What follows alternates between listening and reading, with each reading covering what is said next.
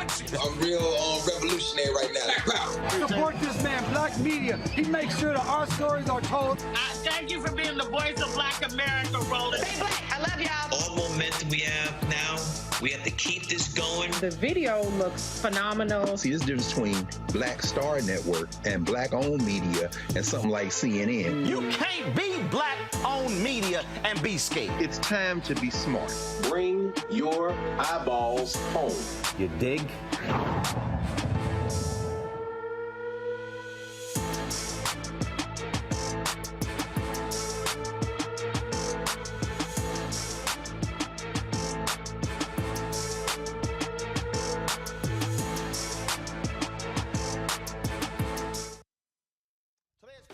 April 8th, 2022, coming up on Roland Martin Unfiltered right here on the Black Star Network. The White House does a victory parade today on the South Lawn as Judge Ketanji Brown Jackson speaks for the first time after she was confirmed by the United States Senate. We will hear what she had to say, along with Vice President Kamala Harris and President Joe Biden. Also, amazing reaction from brothers and sisters who were attending the event. Our cameras caught them exclusively, and so wait to hear what they have to say as well. You'll hear from Reverend Jesse Jackson Sr., Derek Johnson, CEO of the NAACP, Mark Morial, CEO of the National Urban League, also Cleola Brown, A. Philip Randolph Institute. You'll hear from Roz Brock, who's the chair emeritus of the NAACP, also Reverend Frederick Douglass Haynes, Marcia Dyson, Michael Eric Dyson, and so many others, including Chicago Mayor Lori Lightfoot. We caught up with all of them, folks, and we can't wait to show you that. Also on today's show, we'll get an update on what's happening in Mason, Tennessee. The Vice Mayor will be joining us on today's show. It's a jam-packed show, lots more news we're going to be talking about. You want to keep it locked right here. It's time to bring the funk on Roland Martin Unfiltered on the Black Star Network. Let's go. He's got it. Whatever the miss, he's on it. Whatever it is, he's got the scoop, the fact, the find. And when it breaks, he's right on time and it's rolling. Best believe he's knowing. Putting it down from sports to news to politics. With entertainment just for kicks, he's rolling. It's on go, roll, y'all. It's Roland Martin, Rolling with Roland now. He's funk, he's fresh, he's real, the best, you know he's Roland Martin now.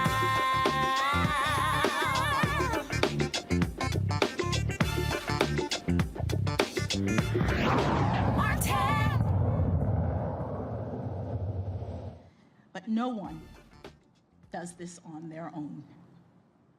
The path was cleared for me so that I might rise to this occasion. And in the poetic words of Dr. Maya Angelou, I do so now while bringing the gifts my ancestors gave.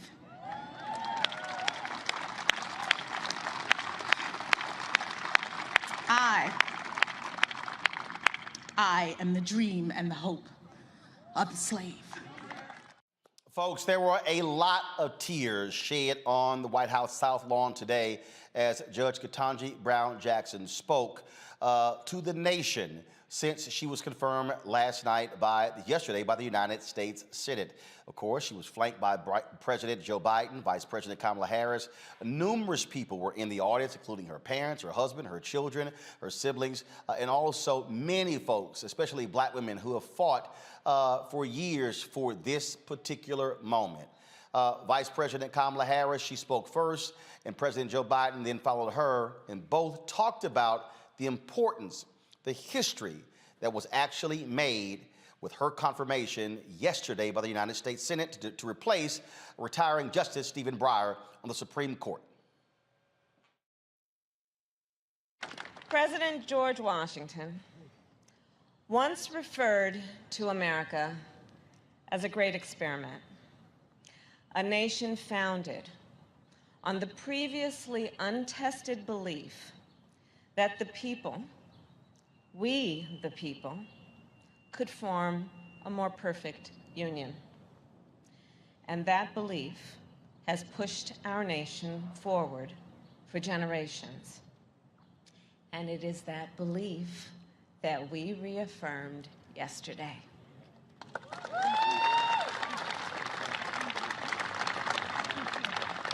Through the confirmation of the first black woman to the United States Supreme Court.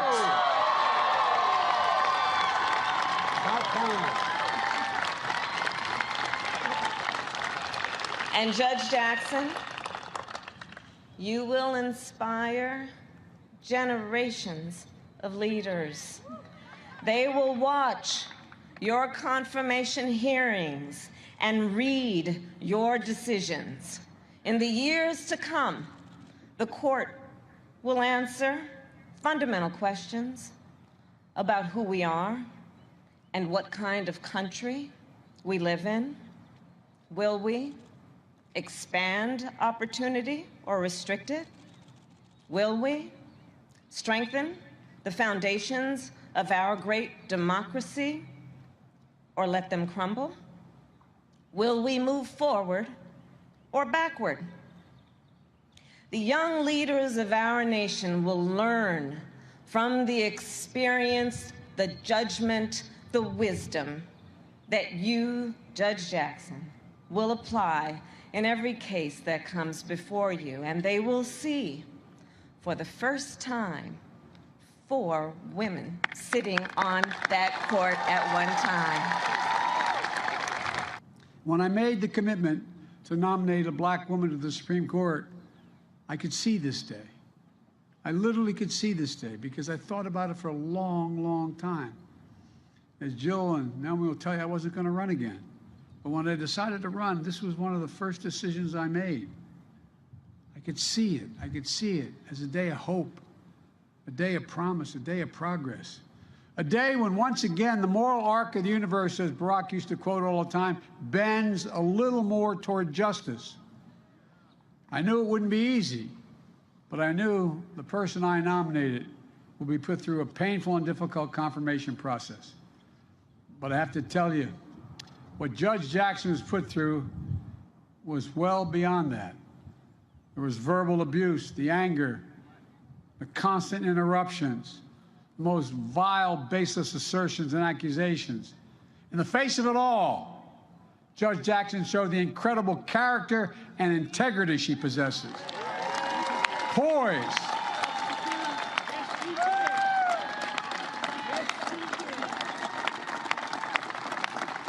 Poise and composure, patience and restraint, and yes, perseverance and even joy,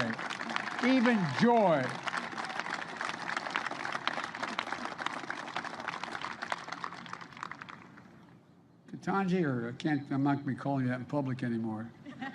Judge, you are the very definition of what we Irish refer to as dignity. You have enormous dignity. And it communicates to people. It's contagious, and it matters.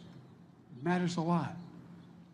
Maybe that's not surprising if you looked who sat behind her during those hearings.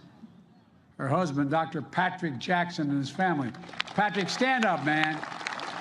Stand up. Talia and Layla, stand up. I know it's embarrassing the girls. I'm going to tell you what Talia said. I said to Talia, it's hard being the daughter or the son of a famous person. I said, imagine what it's like being president. She said, she may be. I couldn't agree more. Thank you, thank you, thank you, thank you. And Ketanji, her brother, a former police officer and a veteran. Ketanji, stand up, man. This man looks like he can still play, buddy. He's got biceps about as big as my calves. Thank you, bud. Thank you, thank you, thank you. And of course, her parents, Johnny and Elroy Brown. Johnny, all right, stand up.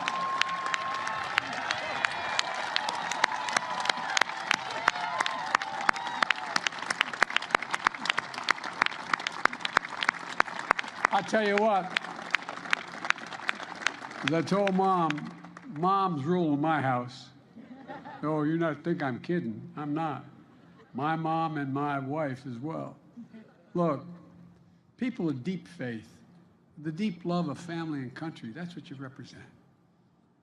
Who know firsthand, mom and dad, the indignity of Jim Crow, the inhumanity of legal segregation, and you had overcome so much in your own lives.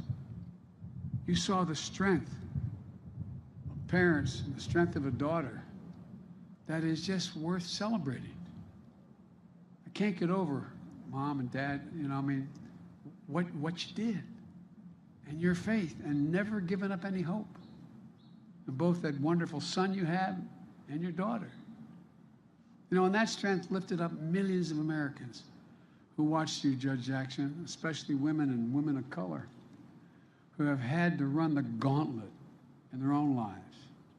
So many of my cabinet members are women, women of color, women that represent every sector of the community. And it matters.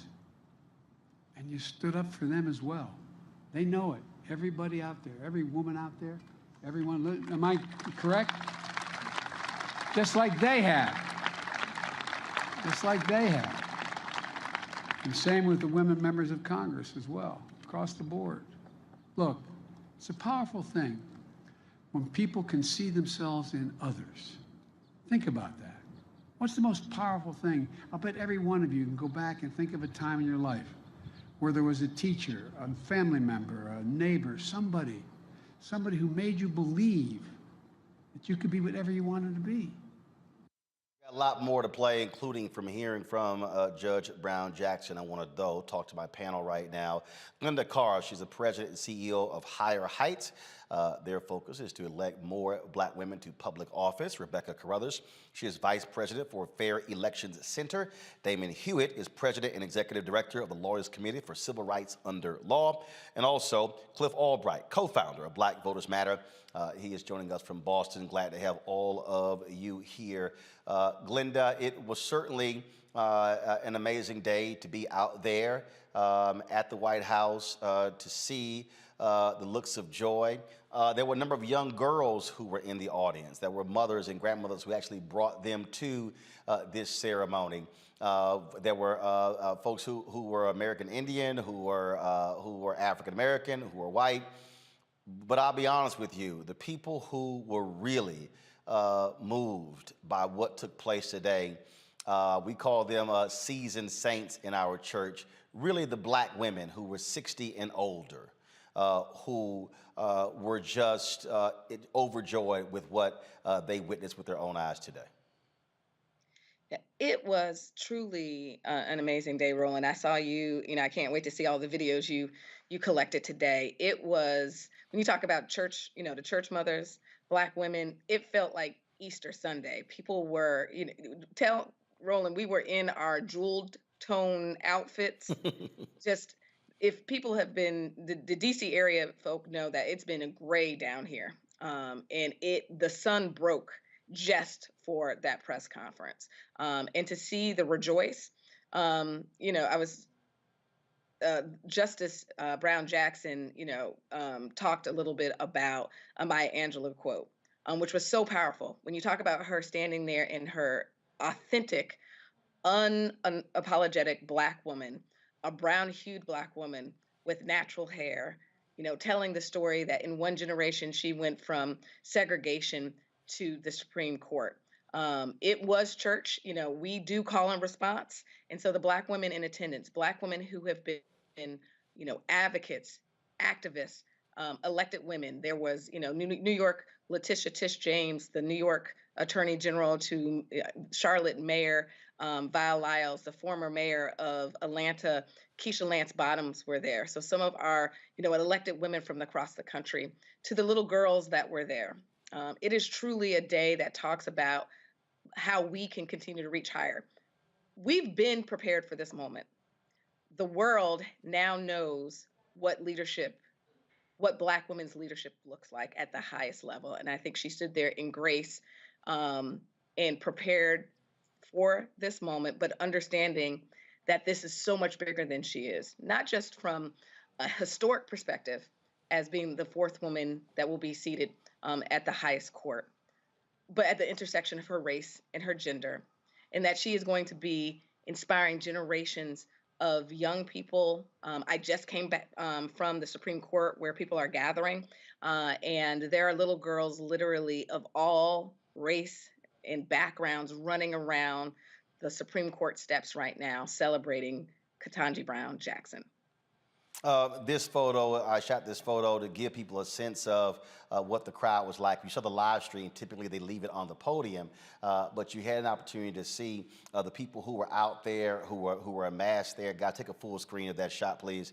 And Rebecca, again, to watch these folks. To see these folks, and as she talked, I mean, yes, people, they were waiting to hear the vice president, they're waiting to hear the president, they want to hear from her, and she brought so many sisters to tears with what she had to say, standing there in her full, authentic blackness while speaking. Roland, I was on a flight headed back to DC during the ceremony, and I just sat there and cried as I watched the ceremony. I'm a Black woman attorney, and just to see this moment after 233 years, we have someone who looks like us on the Supreme Court. And what's so amazing about that, continuing with the church analogy, even from watching the confirmation hearings, it was like we were all in a watch service, keeping watch over this process, making sure that this woman got put on the Supreme Court. So it's a great day. I'm not fooled, especially when we see some of the shenanigans that happened with some of the other members of the Senate who didn't even show proper respect during the vote to actually appoint her to the Supreme Court. I just want to take this moment today just to be happy, just to express joy, and thinking back to Senator Booker's remarks during the confirmation process about the ancestors being with her, and just thinking about all of our ancestors are with us at this moment, watching and proud and so happy that this day has come. Damon, you were there. For the folks who are watching and listening, just put it through your eyes, through your lens, what it was like to watch the first Black woman speak after being confirmed as the 116th Supreme Court Justice. Well, Roland, first of all, as you know, it felt like a homecoming because it was good to see so many friends together for the first time in person in a while. But they were friends who have been fighting for a common purpose. Not just this nomination and confirmation, but fighting for voting rights, fighting for reproductive rights, fighting against police brutality so that Black people can be, safe and protected from hate at the same time. And so this one moment is an important one. It's not the end-all, be-all one for all times, but it's important that we celebrate. And we all left and felt full. As you know, there was not a dry eye in the place. Our new justice made big men cry, as along with women and children and everybody else. And so what I loved about her remarks was she complicated the narrative. So people look at her and think they know who she is because she went to Harvard. They think they know who she is because of her hairstyle, but they don't. She is every woman. She complicated the narrative so much, and she left us on a note to remind everyone that she is folk. When she quoted Maya Angelou, when she talked about her faith, we all know that we walk on the giants of shoulders. We all know who paved the way for us, especially those of us who have a lineage who come from people who were enslaved Africans. And to bring that to bear on the national stage, I know she's going to bring that same energy with her to every case, to every decision, whether it be in the public oral argument or on the so-called shadow docket of the Supreme Court. She's going to bring all of us. She said, we did it.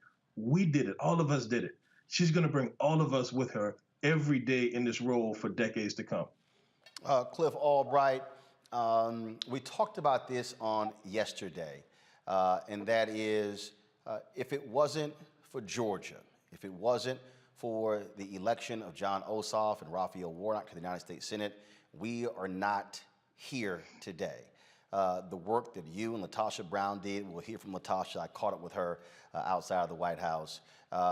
Going to those rural towns, the places lots of people don't go to, and really impressing upon them why their vote matter. And when I talked to Reverend Jackson, we'll hear from him as well. So many people who I talked to after, they said, today was why we vote. No, you're exactly right, Roland. 11,000 and change votes, here in the state of Georgia in the presidential election, similar numbers in regards to those 2 Senate races. And that means that every vote mattered. And that means every vote in Metro Atlanta, but it also means every vote in rural communities all across the state of Georgia, in places like Cairo, Georgia, that most people can't find on the map from Cairo, Egypt. But those votes matter, and that's why we do the work that we do. If I said this to a group last night, I'm in Boston right now, and I spoke to a group last night, and I told you, the next time as we're going out doing our voter mobilization, if we come across anybody who says that our votes don't matter, you tell them we got a justice named Ketanji, because that was made possible largely because of Black voters that came out. And so, we got elections coming up, and as I said yesterday, and as I've said before, and I'll say it again, elections have consequences. This historic moment, both parts of this historic moment, right? The first Black vice president being able to call out the vote for the first Black woman on the Supreme Court. Both of those moments made possible because elections have consequences and our votes matter. And so that's what that's part of the evidence that we'll be talking about as we're going out and talking to voters all across this nation in this upcoming election cycles. Elections have consequences, and we've seen things happen, historic things happen, because of our ability to turn out. Glenda, one of the things that I have consistently tried to convey to the audience on this show is that, yes, we can be mad, we can be frustrated, we can say we haven't gotten what we wanted, but the reality is this: sitting out is not an option. What we have to understand is that somebody is going to win. And then when President Joe Biden said today that he has appointed more Black women to the appeals court than all previous presidents combined. But people have to understand, these judges, they're lifetime. They can choose to stay life. We had Judge Vanessa Gilmore on the show yesterday. She just retired in January, but she spent 28 years on the federal bench. Ruth Bader Ginsburg passed away, on the bench. And so people say, well, man, I don't really see how it matters. Guess what? The president can only be there a maximum number of 8 years. These judges can be there 20, 30, 40, 50 or more so years. Yeah. President Biden is living his values of diversity and inclusion. And he started that on the campaign trail when he committed to nominating a Black woman to the Supreme Court.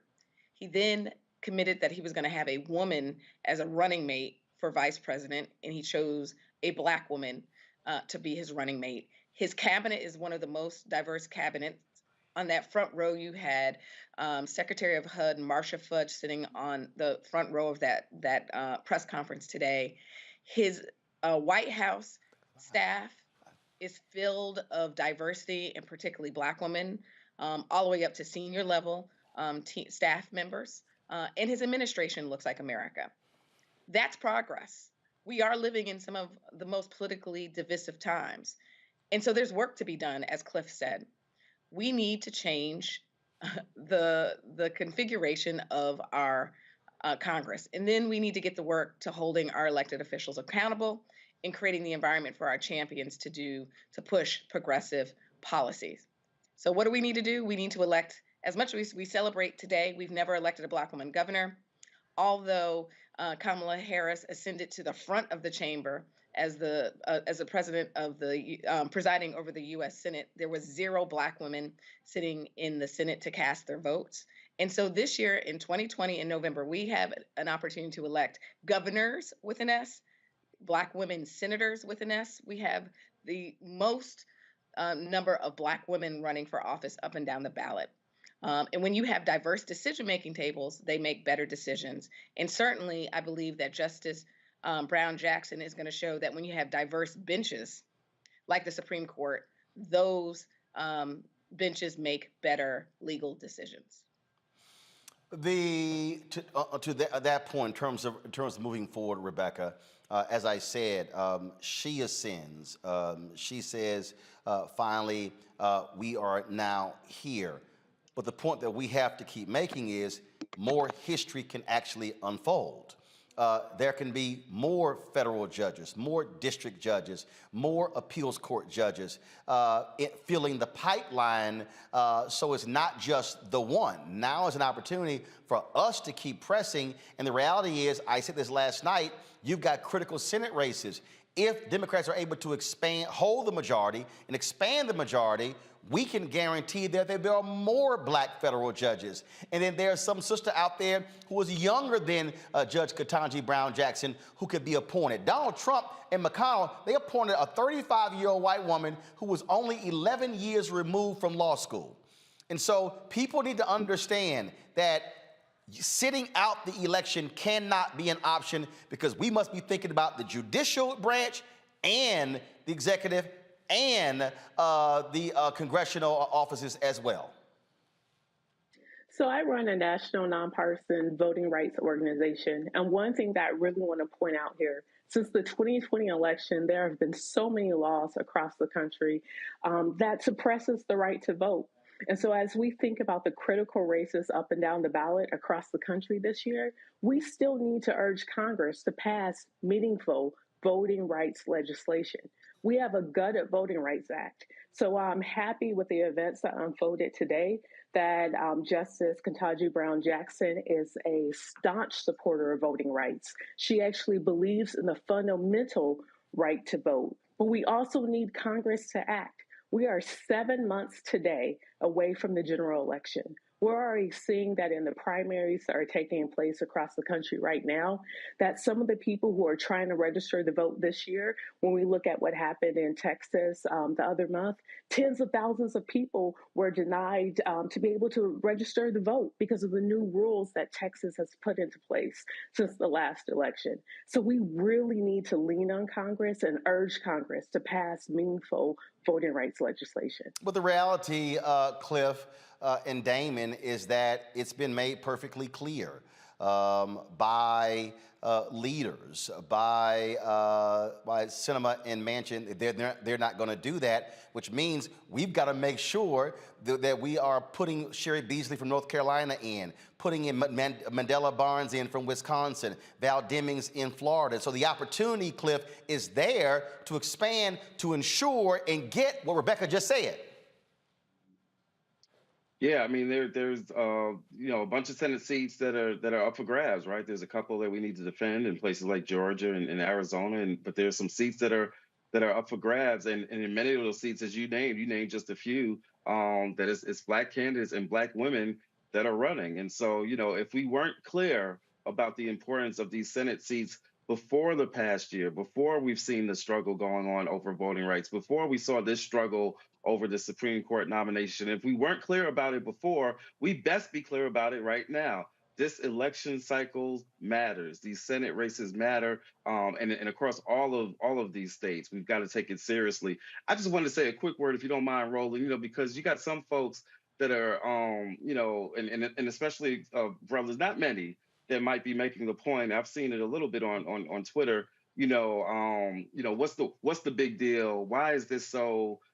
She's not this or that, right? Why is it just about the black woman and all of that stuff? Not from a lot of whatever, but we got to have real talk, that there's a little bit of that out there. I just think that it's important that we point out this is an important moment for me. Like, this is a historic moment. I recognize, I'm a student of history. I recognize the importance.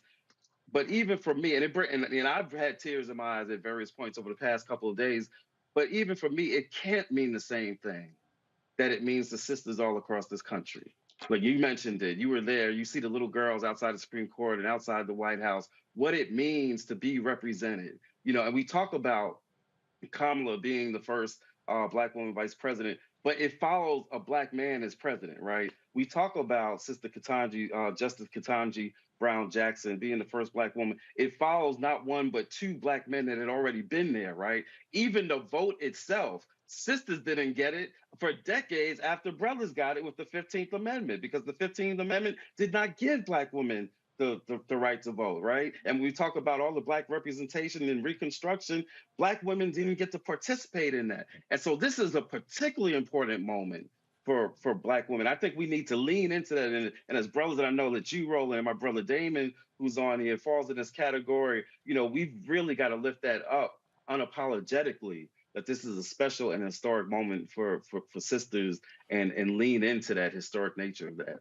Indeed. Glenda, Rebecca, Cliff, and Damon, I really appreciate y'all joining us to share your thoughts and perspective on this historic occasion. Thanks for having me.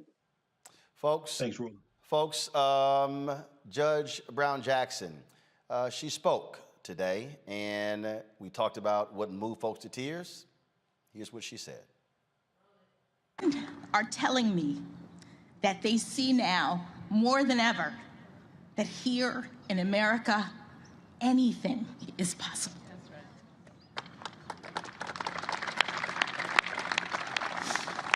They also tell me that I'm a role model, which I take both as an opportunity and as a huge responsibility. I am feeling up to the task primarily because I know that I am not alone.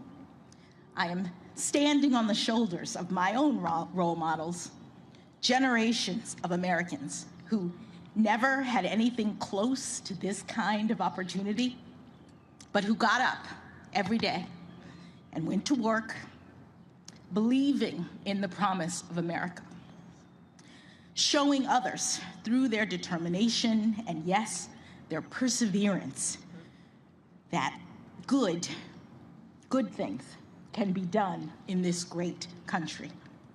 From my grandparents on both sides, who had only a grade school education but instilled in my parents the importance of learning, to my parents, who went to racially segregated schools growing up and were the first in their families to have the chance to go to college.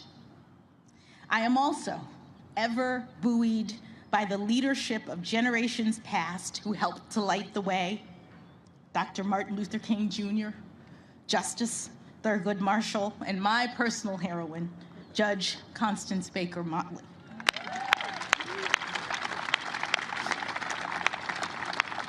They and so many others did the heavy lifting that made this day possible. And for all of the talk of this historic nomination and now confirmation, I think of them as the true path breakers. I am just the very lucky first inheritor of the dream of liberty and justice for all.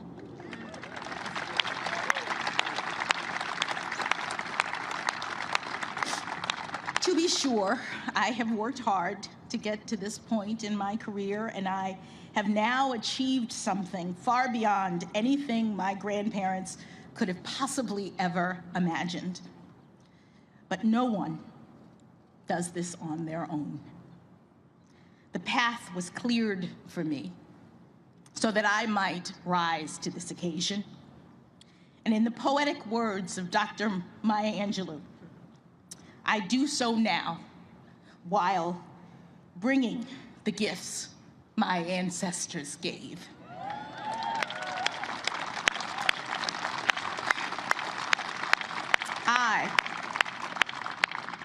I am the dream and the hope of the slave.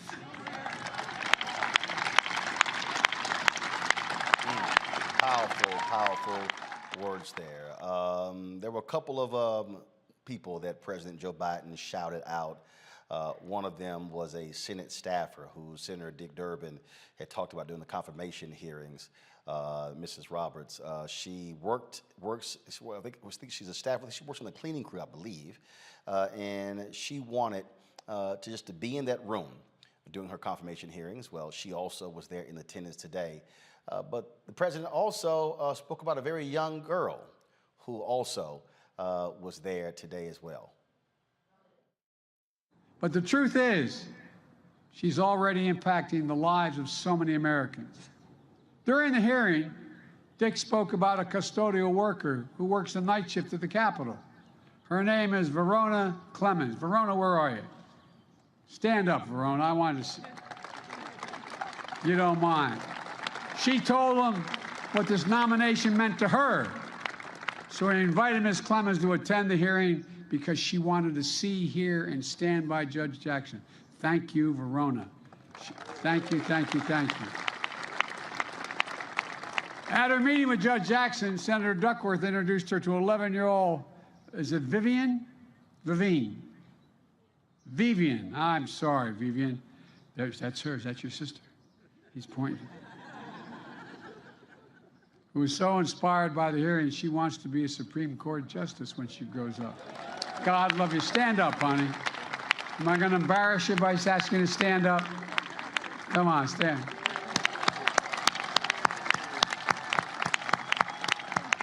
There's tens of thousands of Vivians all through the entire United States. She met Judge Jackson and saw her future. Means you're here today, and thank you for coming, honey. I know I embarrassed you by introducing you, but thank you. People of every generation, of every race, of every background felt this moment, and they feel it now. They feel a sense of pride and hope and belonging and believing and knowing the promise of America includes everybody. You know, one of the things that I hate at these White House events, they always keep the camera on the podium, so you never actually get to see the person who is speaking. And I actually caught up with Vivian Price, as well as her brother August, and her sister Eleanor, who was actually bothering all three of them as they were leaving the White House grounds. How y'all doing? Hello, how are you? All good. So you got a big shout out today. Yeah. Just share your thoughts and all of y'all as well, just about being here watching history. We didn't know that, I was going to be mentioned, or what was really going on, because we were actually in the back section until somebody came up to us and told us that we were in the wrong spot in section. Yeah, that we in fact had a spot. Yeah. And also if you told me that we'd be here today, I would not believe you. I literally would. All right then. There's always the little sister or little brother who's always interrupting things. We also caught up with a number of other people who were there, who shared their thoughts and reflections about witnessing this historic day. This is what they all had to say. Oh, Roland Martin and the United States of America. This is Frederica Wilson from the 305 Miami, Florida. We just had the opportunity to witness the groundbreaking confirmation voting and hearing of Ketanji Brown Jackson, a graduate of Miami-Dade County Public Schools, and as a former principal, I am bursting with pride. She has broken the glass ceiling, and glass is covering the streets of Miami-Dade as people paint her pictures all over the city. All kinds of likenesses of this young woman is being drawn by little girls in school. Ketanji Brown Jackson, Miami, Florida. Bring it home, Ketanji. I got it. Representative Plaskett, just your thoughts about today and this history. Happy KBJ to all of America. Thank you so much, Roland, for being out here. This is just an amazing day, not only for America, but of course for Black women. You know, when she expressed the words of Maya Angelou about our ancestors and them coming before, and she's the recipient and is coming with the gifts that they had, that was the most for me. We're going to continue to be a better America. And Roland, I know you're going to keep us in line to do that as well. I appreciate it. Thanks so much. Thank you. All right, Barbara. Yes. You'll just share with our folks about today's history. Well, I thought it was bottled up joy. For a minute, I said, I am back in America. I felt for the last 4 years I was someplace else where Black women were spoken evil of by President Trump. But now I felt today that it is worth all the pain, the suffering that we have done to give our nation a blessing of a woman with so much aptitude, so much understanding, that she represents not only us, but the future of democracy. And so I almost felt just breaking down and crying, and the woman next to me was crying because we just felt restored. We know it's just for a moment, but this moment is enough to keep us going and fighting for more moments just like this one. I thought today was some kind of wonderful. I mean, the justices talk made us really believe that justice will roll down like a mighty stream for all American citizens because of her appointment today. We're blessed to have her on that seat. In that court. This is why we vote. When we vote, we come out, it's material. And there's no history that could erase what just happened. And I can't wait to see what she says. Because when the justice expressed that she is the dreams and the hope of the slave, we knew exactly what she meant and that our promise is still laying before us. But I have to say, overall, this is why we voted. And we have to keep doing it again. She's going to need more friends, more girlfriends on that bench. Today is monumental. I mean, the fact that we are seeing history celebrated, to go from segregation to the Supreme Court. I mean, when she said that today, it just touched my heart. One generation. Yes. Oh my gosh, one generation. This is just a historic day, but I mean, we were just so touched to the point with her words. And when she started quoting Maya Angelou's poem, to just know how far we've come, but that we finally get a chance to see this day and to be able to celebrate this day. She is the first. She will not be the last. That's right. Cool. Got it. Yes. Jamie. Roland. What's on your mind? Listen, man, it was a beautiful, beautiful event today. You know, Roland, I think you and I were both there when this promise was first made. And that was in Charleston, South Carolina in 2020 at the debate there. And it's great to be full circle, to see the promise being kept. And now we are about to see the first African-American woman sitting on the Supreme Court. It is a great day in America. Beautiful day. You already know. It's a wonderful day. When the D9 is together, it's a wonderful day. Loving up on each other. Yeah. Ketanji just made history and preached the sermon. We thank God for this moment. One generation from slavery to the Supreme Court. Yes. Absolutely. And still we love rise. you. Proud of you too, Roland. And still we rise. Keep the network going. Yes, Keep it going. We're here. On our behalf. That's right. Still we rise. I appreciate you. Watching the faces of all those young children who were talking and acknowledging how powerful it was, and then watching the tears of all of us old folks. That's the real deal right there. A defining moment in the history of America, a defining moment. Glad to be here, glad to witness it. Good seeing Roland Martin. Good seeing you. Roland, I want to tell you, she started off judicial-like with her speech, and she ended up like Ben Crump. I was impressed with the remarks. Rashad, your thoughts? I think it was one of the most important speeches we have seen in a generation, and it's going to be important for all of us moving forward. But more important is what she's going to do on the courts. So it was a great day. All right. How's it going? Hey. Your thoughts on the day? Oh my goodness. I cannot possibly capture how important this moment is, how emotional it is for all of us, and what the future will bring because of Judge Jackson being the first black woman on the Supreme Court of the United States of America. Yes, yes. Jim, share your thoughts. Whether you are religious or not, God smiled on this day with sunshine.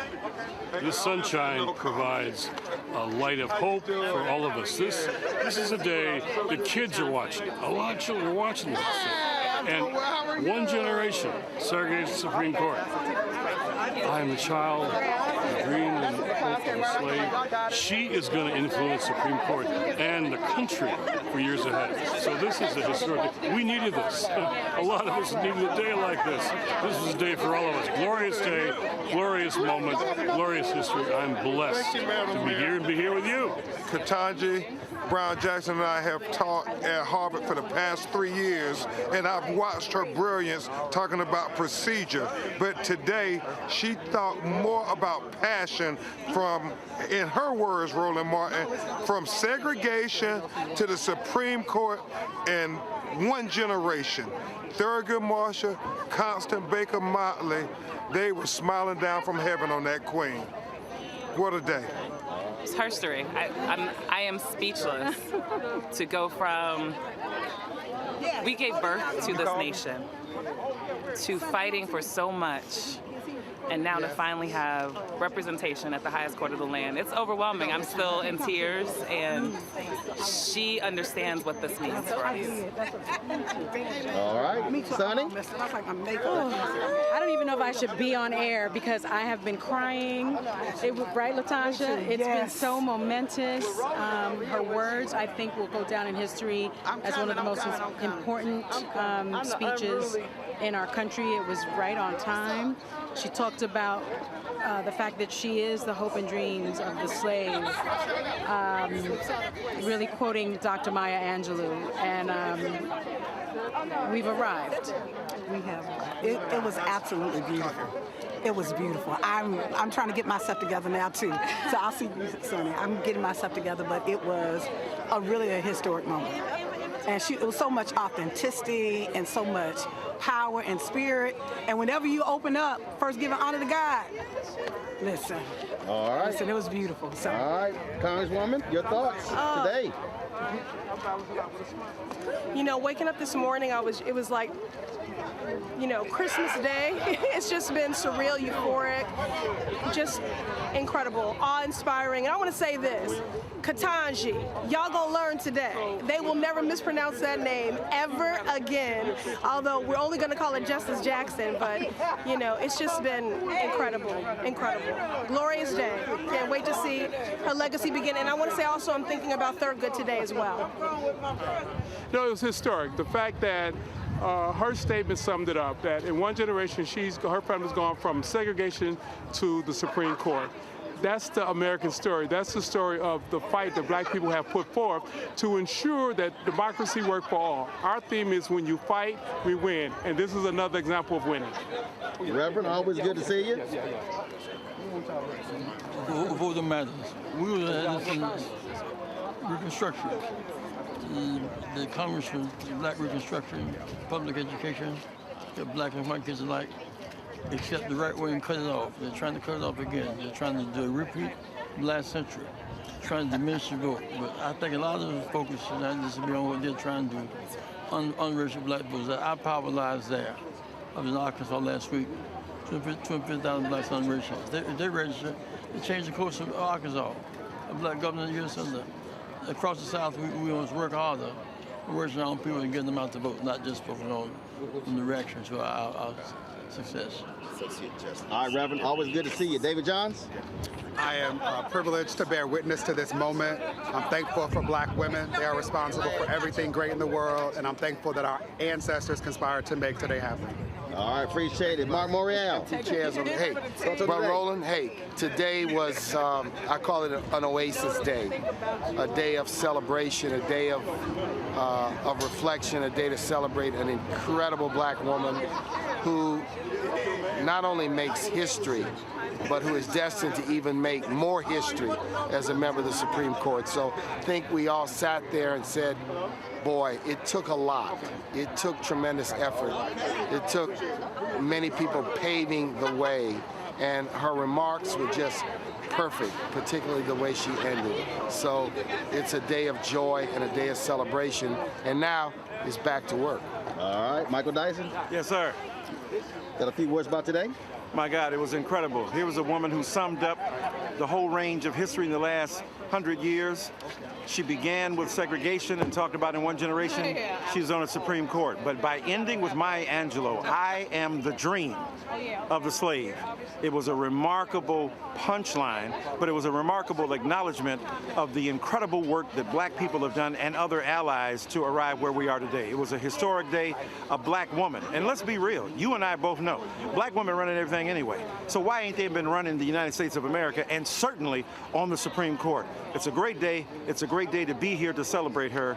God bless all black women in America. I appreciate it. All right, Ketanji Brown Jackson, I know you got something to say about being here. Yes!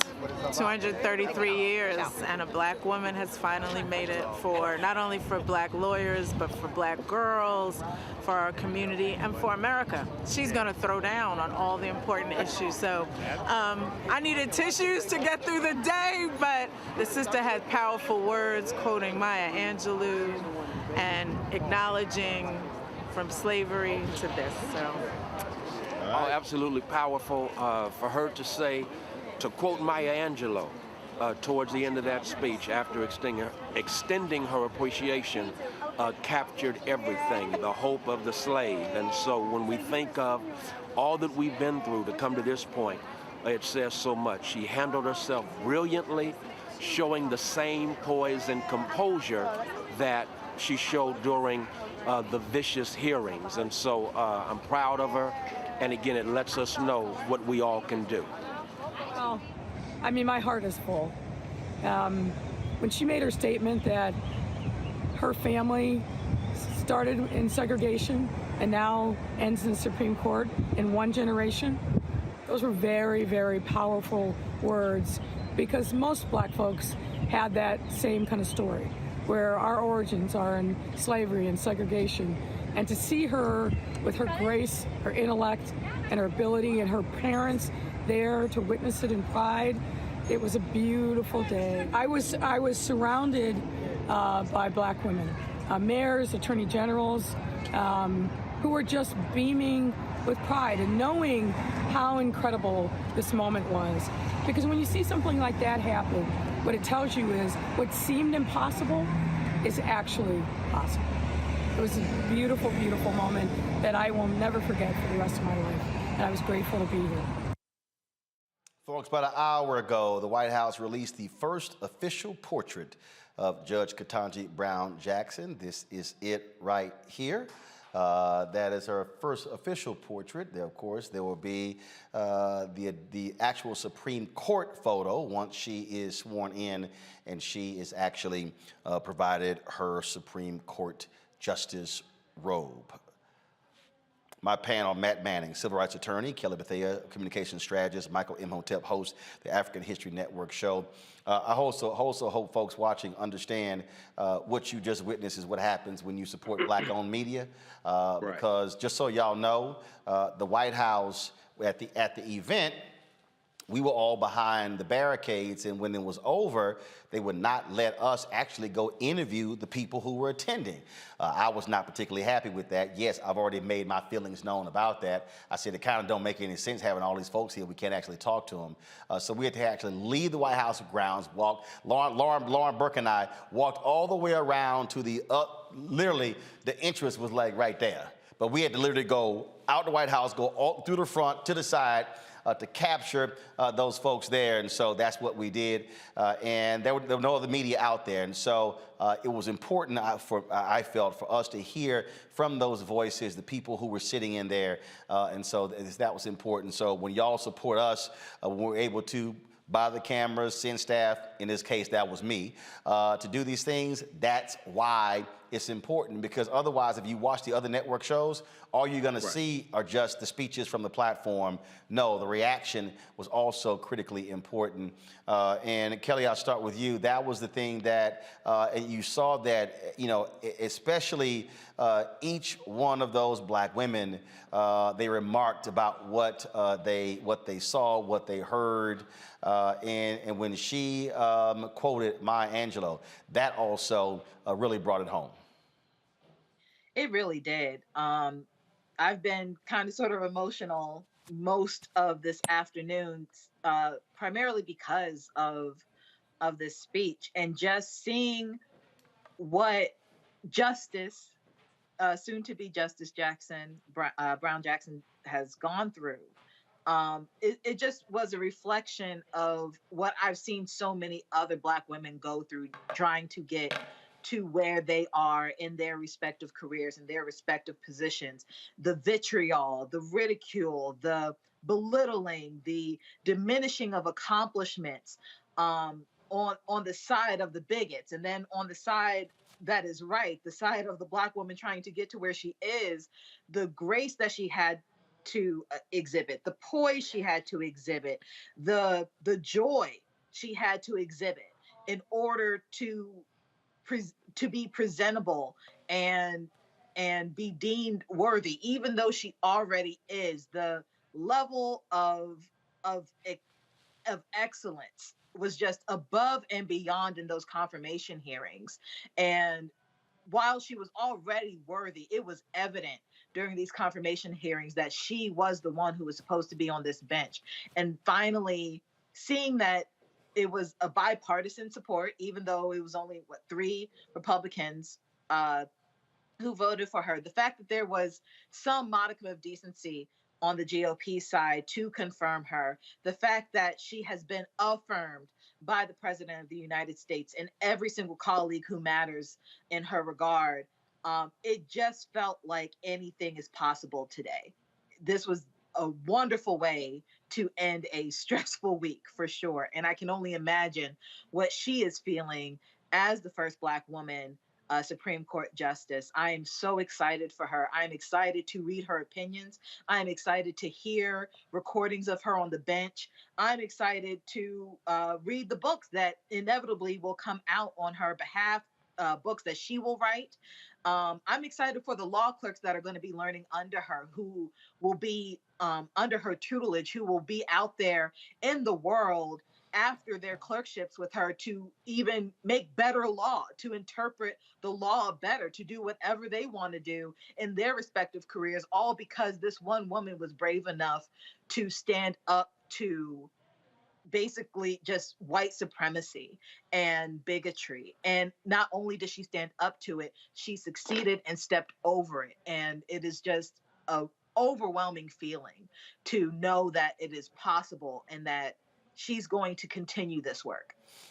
You know, Matt, I really hope, and I've been watching the comments, and I've been looking at how people have been commenting, and I think, and you got a lot of people today who are cynical for their own reasons, but I really think brothers out there who are watching us, who are listening to us, someone needs to chill the hell out.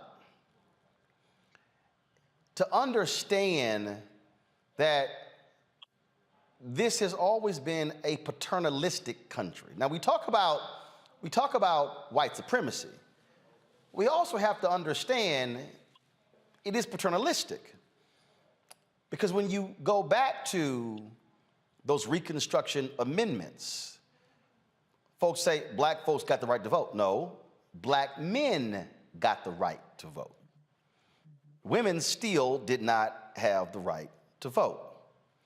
So, brothers, men need to be cognizant of what moments like this mean, what it meant when Sandra Day O'Connor became the first woman on the Supreme Court, when Sonia Sotomayor became the first Latina on the Supreme Court, and Ketanji Brown Jackson becoming the first African-American woman on the Supreme Court. I think you nailed it, Roland. I actually teach constitutional law to undergrads. And what people don't know is the level of scrutiny that's used when a case involves suspect classifications of women is lower than any other level relative to that importance. It's intermediate scrutiny rather than strict scrutiny. And your point is well taken in that this is not about us. This is about Black women, and this is about Black women's excellence, yet again being on display, being devalued, but nonetheless carrying the day. As Proverbs 18:16 says, a man's gift makes room for him. And Judge Jackson's gift, or Justice Jackson's gift, has made room for her. At every stage of her practice, she has been impeccable. We have seen that she was impeccable at Harvard. She was impeccable in the law review. She's been impeccable as a public defender and on the bench for many years and in many different areas of service. So brothers need to chill, and this needs to be about her and about the Black women that have given us life, that continue to give us life, continue to pour into us, and continue to be at the highest level of excellence wherever they are.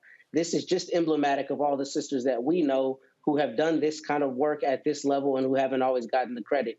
And thankfully, she understood that and gave the credit not only to the ancestors, but to those with whom she stands today. And you know, Michael, a lot of times you'll hear men, when they have daughters, all of a sudden begin to see why these things matter. I don't have children. I don't need to have children to know what this means. I don't need to say, oh, I have a daughter, so now I see what it means to have a woman, a Black woman, ascend to the highest court in the land. And that has to be stated. That has to be said. I remember when Loretta Lynch was being, her confirmation hearing as the first black female attorney general was being held up. And I saw black women going to the U.S. Capitol, marching and protesting. And I kept saying, where in the hell are the brothers? Where are the black male civil rights leaders? They were holding news conferences, but they were not leading black men to Capitol Hill demanding for her to be confirmed. And so I put the call out to Reverend Jamal Bryant, to Jeff Johnson, and we organized 200 Brothers for Loretta Lynch because I felt people needed to see black men standing up for a black woman trying to become Attorney General. And that's sort of how I see this as well. Yeah, you know, Roland, that's, I think, an extremely important point. And for us to really understand history also, you talked about the 15th Amendment, February 3rd, 1870. It's only for African-American men. It wasn't until the 19th Amendment, 1920, that women got the right to vote, but that was largely white women, because in those former Confederate states where they still had Jim Crow laws and poll taxes and things like this, African-American women couldn't vote either. Okay, so and then when you look at the civil rights movement, and you know this, Roland, you've talked about this as well. You talked about Ella Baker, who left the SCLC that she helped co-found in 1957 with Dr. King, because she was passed over for a permanent leadership position, because Dr. King and others didn't think that women should have leadership positions in the movement. So when we look at the civil rights movement, one of the things that does not get talked about is that the sexism in the civil rights movement. Okay, the civil rights movement was largely led by male Protestant reverends, ministers, things like this. So there was sexism, even though we love Dr. King and others and Ralph Abernathy, things like this. There was sexism there. So we're still dealing with a lot of that today. So, you know, this is monumental, but we have to connect this to the vote. Everything is connected to the vote. Politics is the legal distribution of scarce wealth, power, and resources, and the writing of laws, statutes, ordinances, amendments, and treaties, their adoption, interpretation, and enforcement. Here, and all you have to do is look at the Republicans who walked out of the Senate chambers yesterday after she was confirmed. The only one that was left behind was Mitt Romney, who voted for her, and he was clapping. You see all these white men walking out in disgust, okay, because that was not supposed to happen. And then you look at the comments from Senator Mitch McConnell when he was interviewed by Axios, and he's telling you, look, if Republicans take back control of the Senate, they're going to block any more Supreme Court nominations, but also federal bench nominations as well. So we can celebrate today, but this is a war. And this white nationalist party, they're playing for keeps. We don't understand history. Indeed, indeed. All right, folks, got to go to a break. When we come back, we're going to get an update on what's happening in Mason, Tennessee. We'll also cover some other news of the day. Folks, you want to support what we are doing when you see us traveling and covering stories. And it's not just me being at the White House. While I was at the White House, two of our other team members were setting up, and we live streamed the Black Women's Roundtable event at a restaurant here in Washington, D.C. You can see that event you can see that event on the Black Star Network app. And so all these things are happening at the same time. Your resources make it possible for us to do what we do. And so please join our Bring the Funk fan club. Send your check and money orders to P.O. Box 57196, Washington, D.C. 20037. The Cash App is $RM Unfiltered. That's the only one that we have. RM Unfiltered. I'm very close. I had to cuss out Cash App again to take down those 6 fraudulent accounts. 2 are still up. I'm getting those other 2 knocked out. Cash App, $RM Unfiltered. PayPal is R Martin Unfiltered. Venmo is RM Unfiltered. Zelle is Roland at RolandSMartin.com. Roland at RolandMartinUnfiltered.com. We'll be right back. You know that this is what I want to do. I think right after high school, because in high school I was in all the plays, but I was always funny, but I know nobody would pay me for it, you know. And then I saw Eddie Murphy. This was like 84 when I saw Eddie Murphy. Eddie Murphy was the hottest thing in the whole wide world, not just comedy, But anyway, he saved Saturday Night Live. If he hadn't started that show would be gone. He had done 48 Hours, Trading Places. His first Beverly Hills Cop, could wear the hell out of a red leather suit, and he wasn't but 23 years old. He was rich enough to pee cream, and he got all that telling jokes. I said, shit, I've been funny my whole life. I didn't know people give you money like that, so I went and got some Red Fox albums. I went down to my mama's basement where I was living anyway, and I stood in that mirror and played them albums and them jokes until I could tell them like they was mad. Wow. And that started me doing jokes, and then I went and did comedy in the street. I was standing on State Street, tell jokes and pass my hat, and white folks would come up and just hand me money, and I liked it.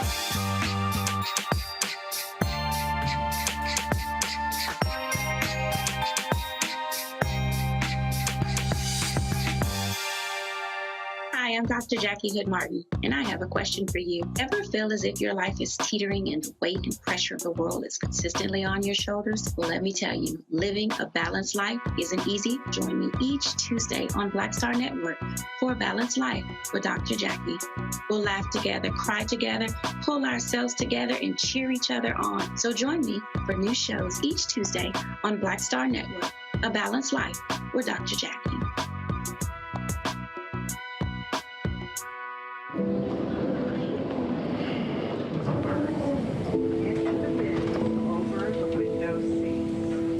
These are the only bins that will accommodate larger overboard.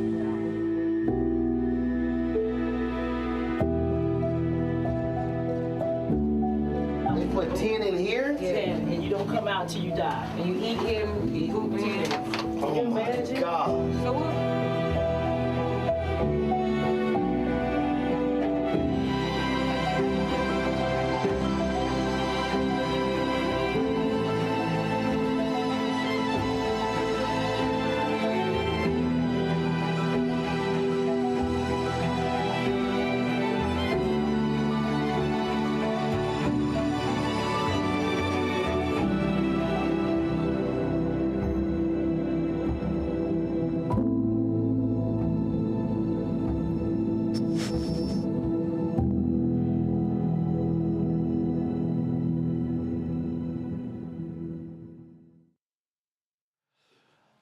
All right, folks, part 6 of our docuseries, 1619 to 2019, the year of return. My trip to Ghana airs right after tonight's show. Trust me, you don't want to miss it. It's a fabulous, fabulous show. If you missed the previous 5, simply go to the Black Star Network app and you can see all 5 of the previous parts. And so, trust me, something that you definitely want to check out. Yesterday, there was a hearing in Nashville with regards to the lawsuit against the Tennessee State Comptroller on behalf of the city of Mason, Tennessee. NAACP, they filed that particular lawsuit. The comptroller, of course, has decided he's going to take over the finances of the city. The NAACP calls that unfair. Joining us right now is the vice mayor of the city of Mason. We've had her on before. We appreciate her coming back to tell us what's going on. Virginia Rivers, glad to have you, Vice Mayor Rivers. So what happened in the hearing? Well, we went in and our attorney defended us really well. They did a wonderful job. So we won't get the verdict until April the 15th, according to the judge. She will give us that verdict then. So you've got some time here, and what was the rationale offered by the state of Tennessee to deny what the NAACP is seeking to stop their efforts? Well, basically, they wanted them to deny it based on the fact of the past history of the audits not being turned in on time, or the fact of what has basically, it was all based on the past, things that have happened in the past. They didn't focus on what we have done in the last 4 years, I'll say 3.5 years. They didn't focus on that at all. They were more concerned with the past. That's basically what he talked about, is what wasn't done in the past, or how it was, the audits was behind, the amount of money that was behind. He never discussed where we were now. But what he did is make a statement that the numbers that we are saying we are at now is just an estimate. It's not true numbers, which wasn't true because the comptroller audit came in after the meeting with Manpower and to verify numbers. And in the process of verifying our numbers before they left, they said everything looked good. So with that being said, that means that if they verified the numbers and then resent out in order for us to follow, then the numbers had to have been correct. So I don't know why he would make that statement in the hearing that the number was just an estimate. That is exactly where we are now. So that's where you are now, and we'll know in a little more than 20 days what the judge's decision is. Yes, sir. All right, then. Well, look, we're going to continue giving folks an update on what's going on, obviously. So as of right now, the comptroller does have control over your finances. And so the goal here is to get him to relinquish that back to the city, correct? Yes, the goal is for them to yes, I'll just say to relinquish back to us that we can take control of our own finances and to just back off. I mean, because we have came a long ways.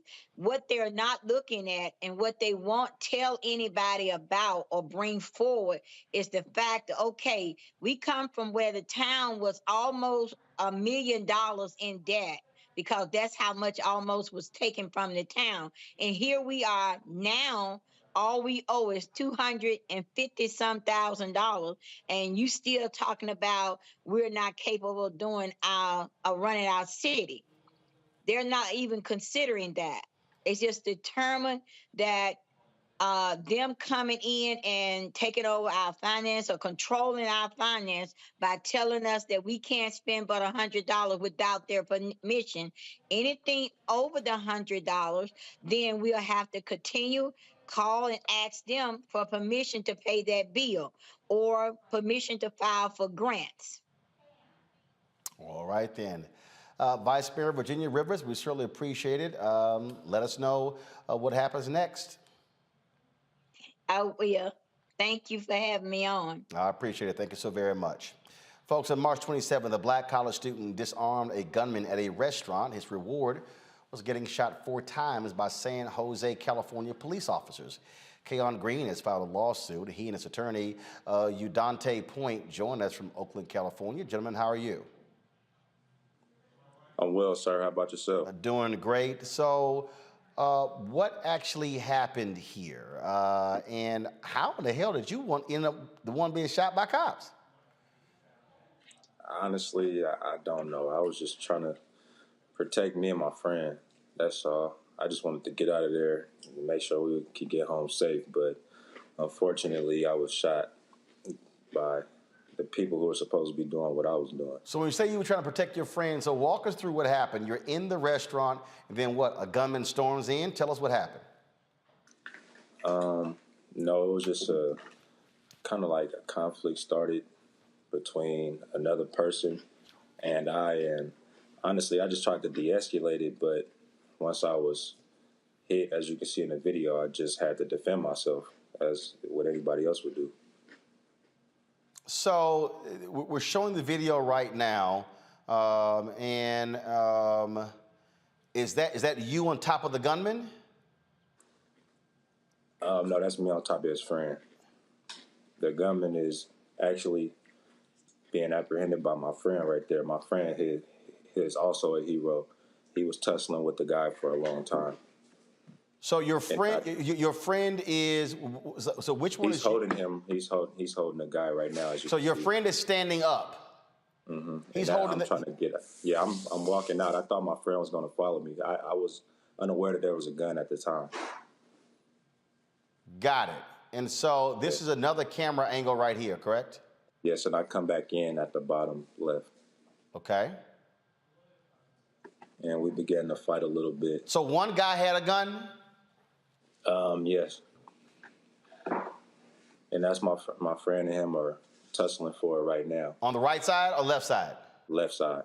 Gotcha. And you are in the black shirt on top of the guy here. And this right here is when I get the gun. That's when I realized there was a gun. I tried to grab my friend and walk out, but he asked for help. And honestly, I didn't know why he was asking for help. But once I saw it, I just helped him out, and I was able to grab the gun. Got it. And so, at what point then? So is this y'all leaving the restaurant? Walk us through this video here. Okay, right there. I'm just trying to back out. I'm telling the guy, like, man, we just want to go home. We're athletes. We don't want to shoot anybody. We don't want to hurt anybody. We're just trying to walk out of there.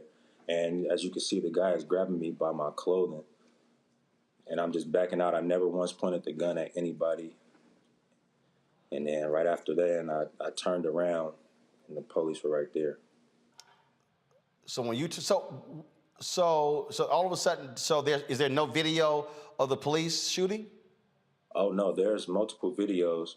They just haven't posted them. I'm pretty sure the officer, they have body cam, and also somebody recorded from, I believe, the right of the taqueria of them shooting. Right there, that's the video right there. You can see it, but the officers haven't dropped the body cam yet. Udante Point. So again, what is weird here, and this is one of those things where obviously officers, you come onto the scene trying to ascertain who's who. How in the world is your client the one end up being shot? You're on mute. You're on mute. Now keep talking. Let's see if we have your audio up. Go ahead. Am I better now? Yeah, we're good. Go ahead. Great. Yeah, my client winds up getting shot because the officers failed to just follow basic common sense and, frankly, their training. As opposed to assessing the scene to determine what's going on and not rushing into what was a crowded restaurant with any number of people in there, and they don't know who's innocent versus who are the bad guys. And instead, they should have formed a perimeter and essentially given orders for people to come out with their hands up and done this in a more orderly fashion. Instead, they rushed in, guns blazing, and it wound up with my client being shot as he's inching his way with his back to the police and his back to the street. So my client essentially has the door propped up with his left hand, and in his left hand he has the gun, and the gun is pointed in the air. The police in their press conference claim that the gun was pointed at people. It's certainly, even from the video that the police have released up till now, edited videos, they cherry-picked what they made available to the public. But it does not show my client pointing the gun at the police. It certainly doesn't show him pointing the gun at anyone in the restaurant when he was shot. So that begs the question, what was the basis, the lawful basis for the police to ever shoot and fire a single shot? And I submit, based upon the information that I have from my investigation and the videos and the pictures that the police show, there was no lawful reason to fire that shot. And in fact, what I think is very telling here is that only one officer fired, but there were several officers there if you look at that bystander video, but only one officer shot. So that leads us to the conclusion that that officer overreacted, that officer, maybe he panicked, that officer misperceived what he thought was an imminent threat, but he was the only person to see it that way. And unfortunately, my client paid the price for his grave mistake. Fortunately, we're here today and you can interview him and I can represent the young man and get to know this great young man and hopefully get him back on the road toward his goal of continuing his education in a four-year university and perhaps an NFL career, as opposed to talking about and placing pictures up on the screen and talking about how nice of a young man he was while he was alive, but tragically the police killed him. But he was really only an inch away from losing his life, and that is a shame, and that's why we filed a federal civil rights lawsuit. This reminds me of the security guard, the black security guard in Illinois, who broke up a fight, and cops come on the scene, they shoot They shoot the security guy, the bouncer, and people were yelling, "What are you doing?" And because again, how the laws are, they walked away. They were never indicted or charged. As a result, and that brother, he's dead. Yes, and that fortunately, that wasn't the case here in terms of the ultimate price that that brother who was a security guard paid with his life.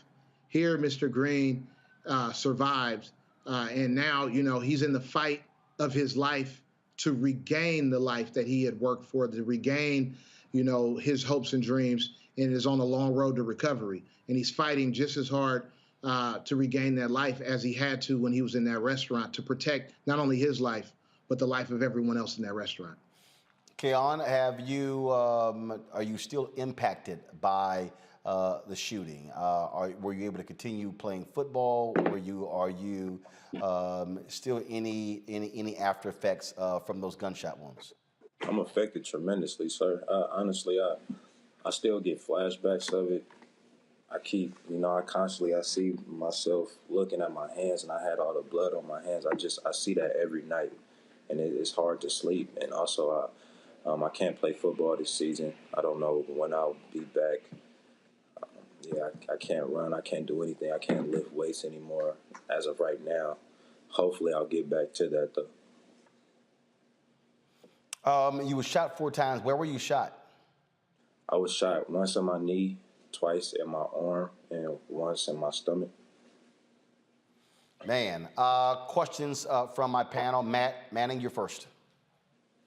Yeah, my question is how the police have not immediately gotten rid of you as a suspect. I mean, presumably they have surveillance video from the entire restaurant where they can see the beginning of the confrontation. They can see that the gun was not pulled out by you, and they can see that you were defending yourself and other people in the restaurant. I'm a former prosecutor. It seems pretty basic. What have they told you and your attorney, Mr. Point, about why they haven't immediately invalidated you as a suspect? Honestly, we haven't heard anything. I haven't heard anything from them. No sorries, no I was wrong, no anything. They haven't taken responsibility for none of their actions. And that's honestly just what we're waiting on. Right. I'm not sure that the police heretofore, they treated him as a criminal suspect while he was in the hospital. And then after he was released, they had this press conference where they tried to justify their conduct, but not in one time. And all they had to do was one sentence out of the thousands that they uttered to try to explain away their bad conduct. Did they ever apologize?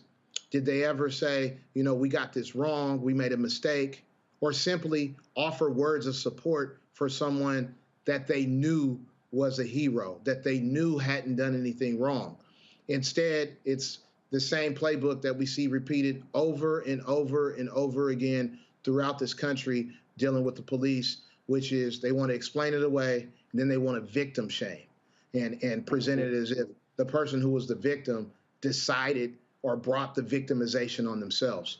But that's also why we're filing the lawsuit, because it was clear to me and clear to Keon as well as his family that the city of San Jose and their police department, don't have the best of intentions for someone who is a hero. Instead, they want to mitigate the damages and force this young man to fight for justice, and we're here to do that. Yes, sir. I'm sorry if I go ahead. Anybody? No, go ahead. Yeah, that hurted me pretty badly when I got in the hospital, and I finally was able to watch the news, and they were saying that I pointed the guns at the officers. It's just like, how can you get that wrong? Out of everything that goes on, as a young black man, I'm pretty sure everybody my age knows to never do anything like that. So it just, it kind of hurted me, the picture that they painted to try to paint me as a criminal when I've never once put myself in that position.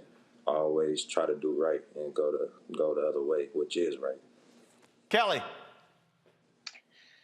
First and foremost, I am so sorry, Mr. Green, that you had to go through this trauma, because that's exactly what this is. And I'm actually looking through the complaint that your lawyer has so beautifully drafted, and I paused at section 23, or clause 23 rather, where it says that you were handcuffed to your Yes. hospital bed and wasn't able to see your family for 3 days until Yes. after the incident.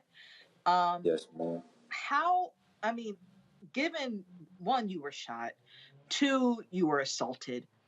I mean, how are you dealing with this trauma? Because that's exactly what this is. It is trauma upon trauma. How are you reconciling being a hero in the situation? How are you reconciling that truth with the fact that you've been so demonized? That's my first question. And to follow up, how can we support you guys in this endeavor so that you can be made as whole as you can from your community until the trial is over, of course? Okay, well, I'll start off with dealing with the trauma. Honestly, it's very hard. It's not something that I ever thought I'd be going through, but something that helps me is like just being here, being around my mother. I'm at my mother's house, just being around my mother, being around my little sisters. That kind of helps me a lot. But at the same time, you know, it's all fine and dandy when people are around, but once you're by yourself and you're in a room alone, and then all those memories just come back, it hurts. Like, it doesn't. Are you in Can't really therapy? explain it. No, not yet. Not yet, man. But I'm seek. I will seek out to get it, to get help. Michael. Well, first of all, Keon, you know, we're grateful that you're still alive because, I mean, this is a crazy situation and you truly are a hero as well. But for Attorney Pointer, and maybe Keon may want to answer this as well. So in looking over this information, you hit on something that's really, really important, Attorney Pointer. You said only one police officer fired, 4 shots, only one police officer fired. So my question is, one, how many officers were there on the scene? Two, how has the San Jose Police Chief Anthony Mata addressed why only one officer fired shots and the other ones didn't? No, they have not addressed it. They've only said what they thought, not what they knew. Like, it's kind of weird. Yeah. And also, I don't know. I really didn't know how many people were there. You know, it happened so fast. I just turned around and they were right in my face. I didn't have a chance to react at all. I was just being shot after I turned around and saw it. So what's clear here, and you hit on it, is that, you know, there were several officers. If you look from that bystander video, which is the video that was posted to YouTube, which you showed earlier in this segment, that's from outside the restaurant, you see that there's, you know, you could count 2, 3, 4, 5, maybe 6 or 7 officers there, right? And they're all within the same or similar position. Only one officer fired. So that to me is indicative that there was not an imminent threat, because if there was, and Mr. Green had pointed the weapon at the officers or was in a movement to where it was going to kind of graze the crowd, if you will, then more than one officer would have fired their gun. When you have a situation where there's several police officers right there and only one uses deadly force, that's indicative of the idea, and for me, the fact that I would certainly point out to a jury that this officer overreacted, that this officer misperceived, had an unreasonable fear, had an unreasonable belief of some type of imminent threat that he responded to. All his other fellow officers didn't fire a single shot. And to answer your other question, no, the police chief did not touch that topic at all during the course of their 30 to 40-minute press conference. Instead, they hid the officer's name and identity and just said that he was a 4-year veteran. But to me, that does little to satisfy the public interest in knowing the name of this officer in order to determine, does this officer have a background? Is this the first time he's questionably used deadly force? And so these are all the things that we're demanding, is that if a police department wants to improve the public trust, if the police department wants to continue to police in the public's name, then they need to be transparent. And so they need to release the officer's name. They need to release all of the body cams as well as the surveillance videos so that the public can stand in judgment as to what this officer did. But just based upon the evidence that the police has released to this date, and as well as witness interviews that I've conducted, and I'm sure the police have also talked to, it's clear that Mr. Green was a hero here. He was aggrieved, and he deserves all of the justice that our civil system affords, period. All right. Gentlemen, we appreciate both of you being with us. Please let us know what the outcome of this lawsuit is. Thanks a lot. Thank you. Thank you. Folks, don't forget to download our Black Star Network app. Our goal is to get 50,000 downloads by May 1st. You can download Apple phone, Android phone, Apple TV, Android TV, Roku, Amazon Fire TV, Xbox One, Samsung Smart TV as well. Of course, you can also join our Bring the Funk fan club. Every dollar you give goes to support this show, allow us to be able to cover the issues that you know matter most to our community. Please send your check and money order to P.O. Box 57196, Washington, D.C. 20037. Cash App is $RM Unfiltered. PayPal is R Martin Unfiltered. Venmo is RM Unfiltered. Zelle is Roland at RolandSMartin.com. Roland at RolandMartinUnfiltered.com. And come on YouTube and Facebook. Y'all should hit that like button. We should be at more than 1,000 on both platforms. So hit that button so we can we want to average 1,000 likes a day for this show. All right, folks, got to go to a break. I'll be right back on Roland Martin Unfiltered. Wealthy. Did you know that the majority of households headed by African American women don't own a single share of stock? No wonder the wealth gap continues to widen. Next on Get Wealthy, you're going to hear from a woman who decided to change that. Have been blessed with good positions, good pay. But it wasn't until probably in the last couple of years that I really invested in myself to get knowledge about what I should be doing with that money and how to productively use it. Right here on Get Wealthy on Black Star Network.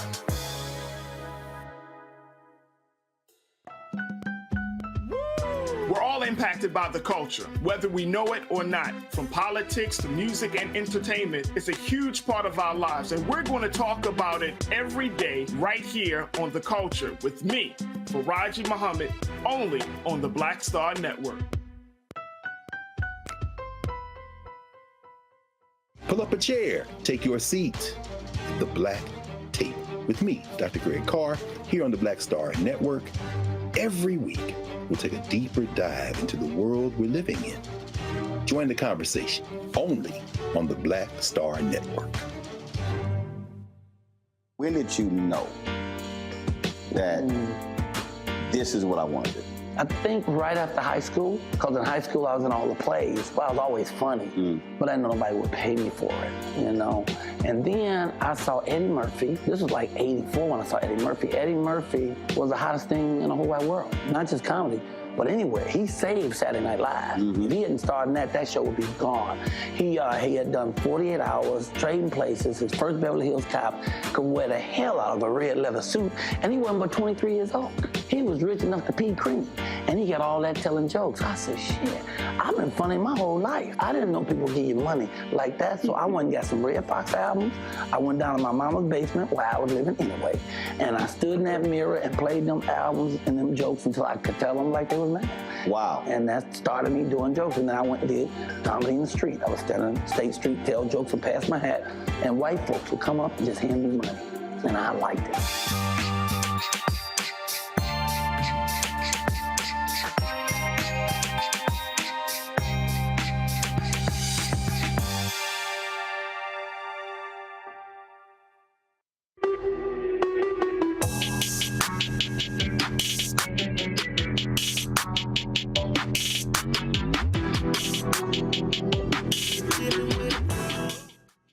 Hey fam, Patrol Grooming is a men's grooming company that delivers on this promise every day to men everywhere. Everything we do, every product we make is designed to help you to present your best self. It's a promise they've kept since 1991 when they first introduced the Bump Patrol brand, the #1 men's product for smooth, bump-free shave and silky skin. Millions of customers count on their exceptional skincare products, which can be found at more than 30,000 retail stores in more than 50 countries around the world. Now you can have exceptional beard and skincare products that are as unique as you are. Fellas, as we prepare to head back out into the world as COVID restrictions are being lifted, it's time to get our groove back. So visit patrolgrooming.com to order a Patrol Grooming box and use the discount code #Roland30, #Roland30 for a 30% discount at checkout. Again, it's the #Roland30 by going to patrolgrooming.com. And we appreciate them being a partner with us here at Roland Martin Unfiltered on the Black Star Network. Black Star Network is here. Oh, no punches! I'm real revolutionary right now. Support this man, Black Media. He makes sure that our stories are told. Thank you for being the voice of Black America, Roland. Stay black. I love y'all. All momentum we have now, we have to keep this going. The video looks phenomenal. See, this difference between Black Star Network and Black-owned media and something like CNN. You can't be Black-owned media and be scared. It's time to be smart. Bring your eyeballs home. You dig?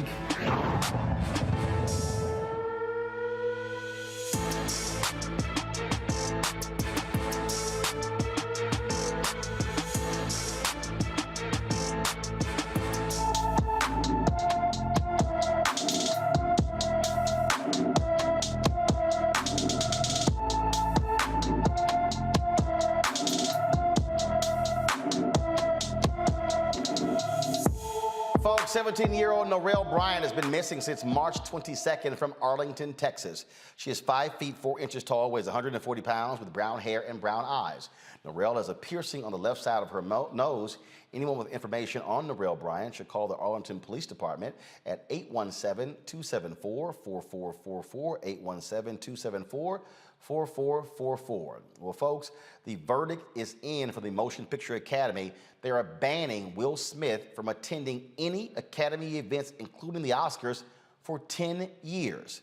The Academy decided today that barring the blockbuster actor will be the consequence of him slapping Chris Rock during the Oscar ceremony last month. The Academy's Board of Governors also accepted the Smith's membership resignation. Smith also issued a statement where he said that he will accept the punishment from the Academy as a result of his actions. If I'm looking for that statement, this is so I'm looking for it. Of course, remember he issued an apology on March 28th, but again, he has said that he accepts their decision. Kelly, is 10 years too damn long, or is it justified? I don't even know how to answer that properly. Easy. Say yes or no. I mean, I don't have an opinion on whether it is, justified or not. Should he be banned?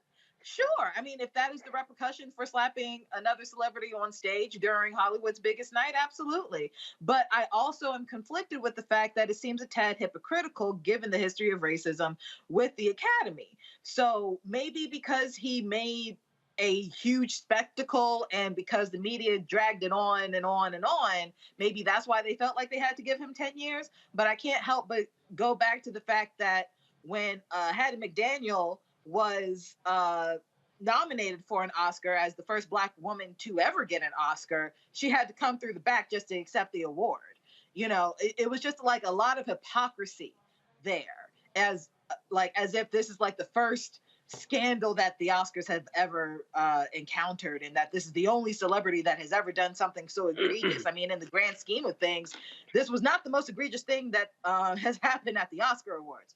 So should he have slapped Chris Rock? No. Does he need to be punished? Yes. Whether 10 years is, justified, I mean, it depends on how you look at it. This is the statement here. I accept and respect the Academy's decision. Matt, do you believe this is fair and just? No, I don't think it's fair and just. I think it's way overboard, and I think it's for the Academy to look like they're actually doing something. We're talking about one of the biggest celebrities in the entire world. He wouldn't get 10 years for this slap if he were actually criminally prosecuted.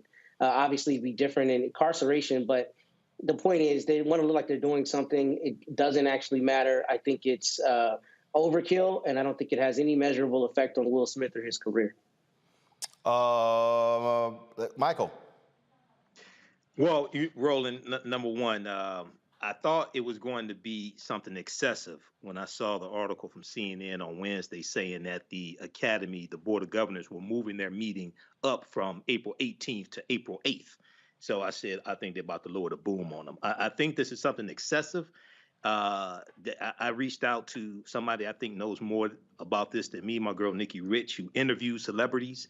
And she said she thought it was excessive also. She's been to the Oscars, things like that. So I think they were trying to send a message as well that something like this would not be tolerated. But I think 10 years is excessive. I think so as well. I think 5 years certainly is more than enough, but I think 10 years is indeed excessive as well. Let's talk about another story. 2 black coaches have joined Brian Flores in his lawsuit alleging racist hiring practices by the NFL towards coaches and general managers who are African American.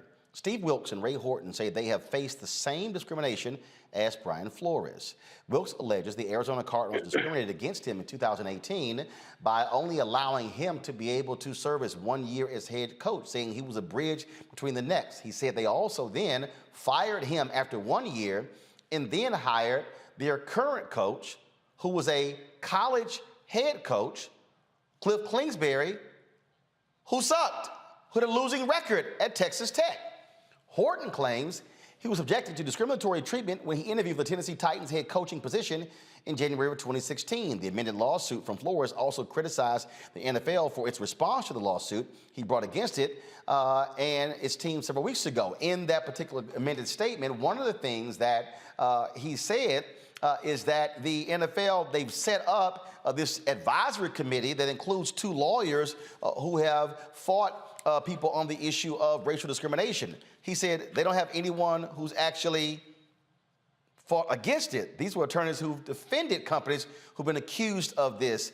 Also, what is quite interesting in their amended complaint, they say, without a doubt, that one of the coaches, Horton, and they use the actual words of another coach against the NFL.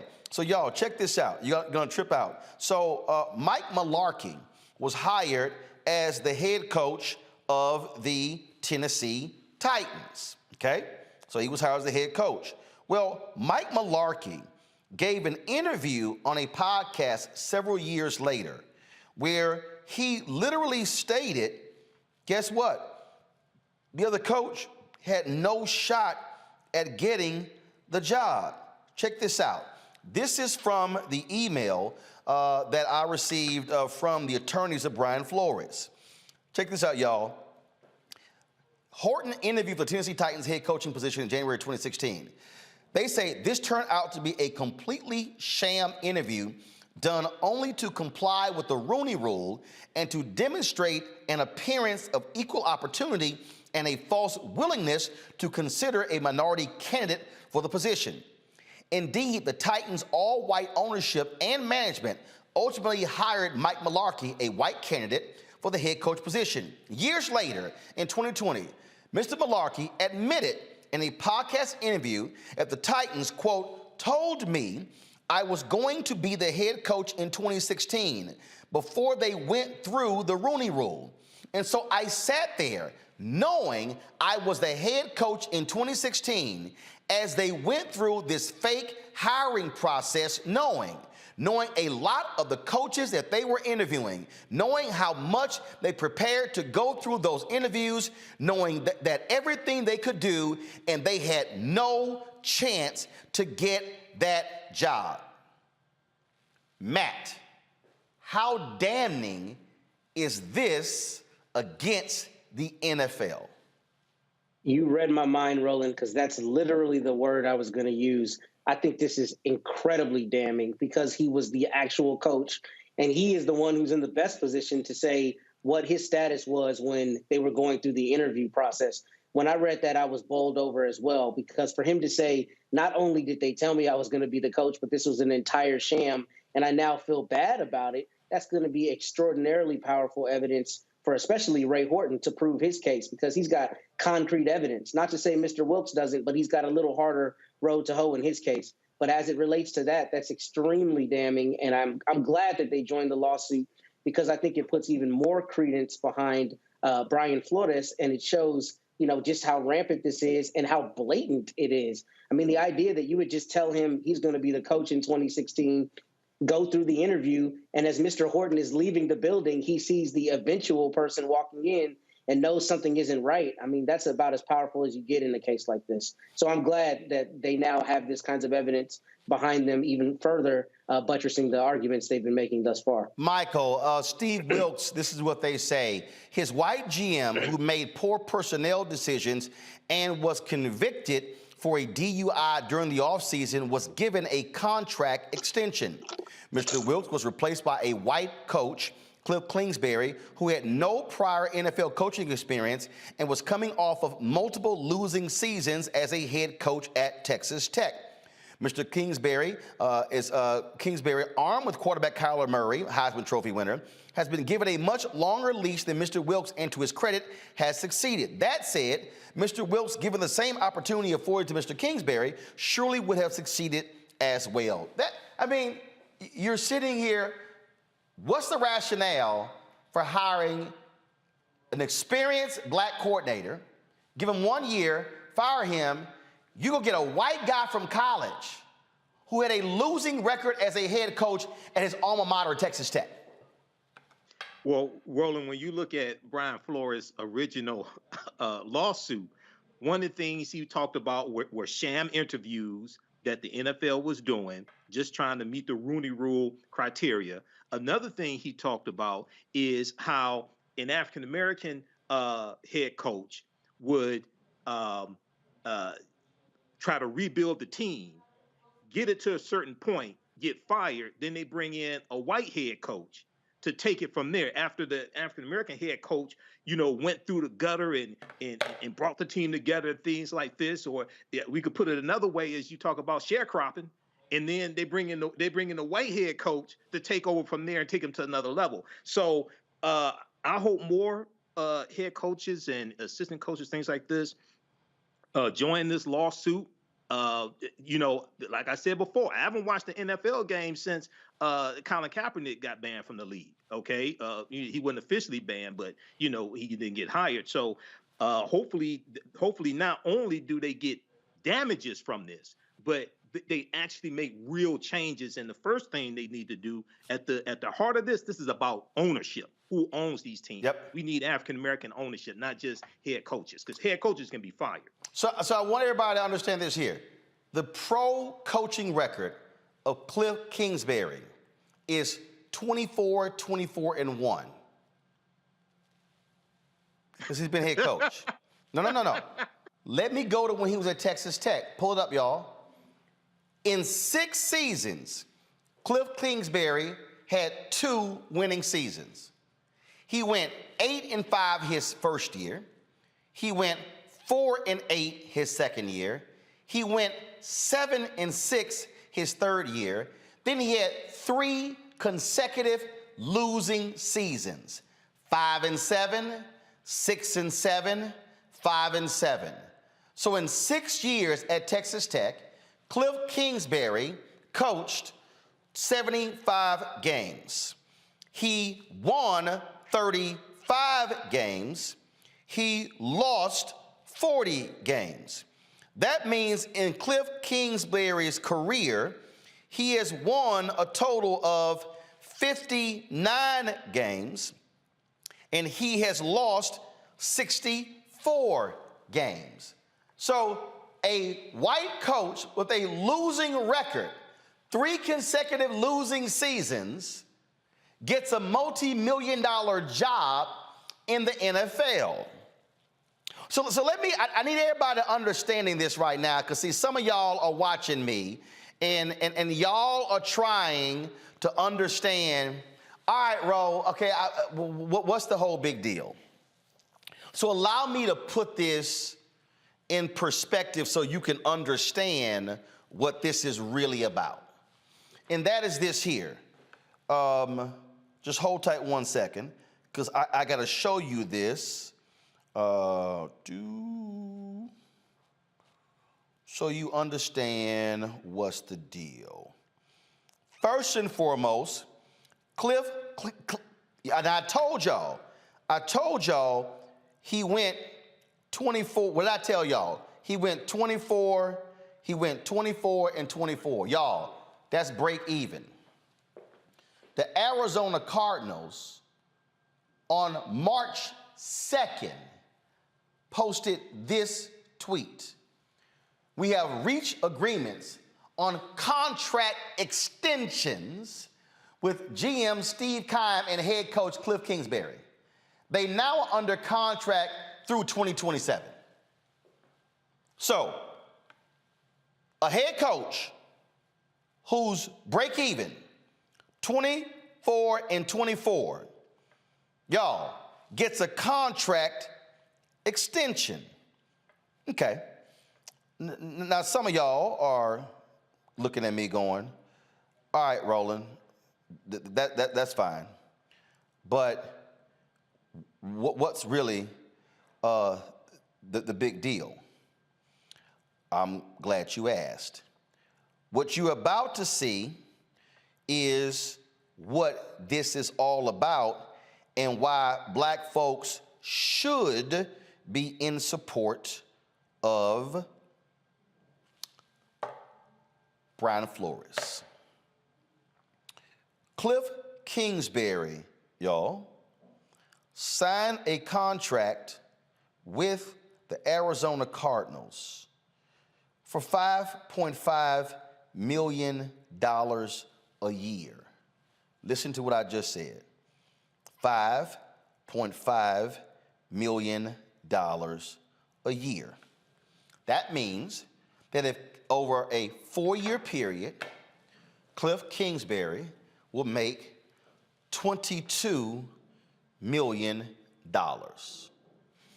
Okay. If you are a coordinator, you might make $1 million, maybe $2 million. If you are a position coach, wide receivers, running back, offensive line, tight end, you're talking about $500,000, $700,000, $800,000. So let's say you are a position coach in the NFL.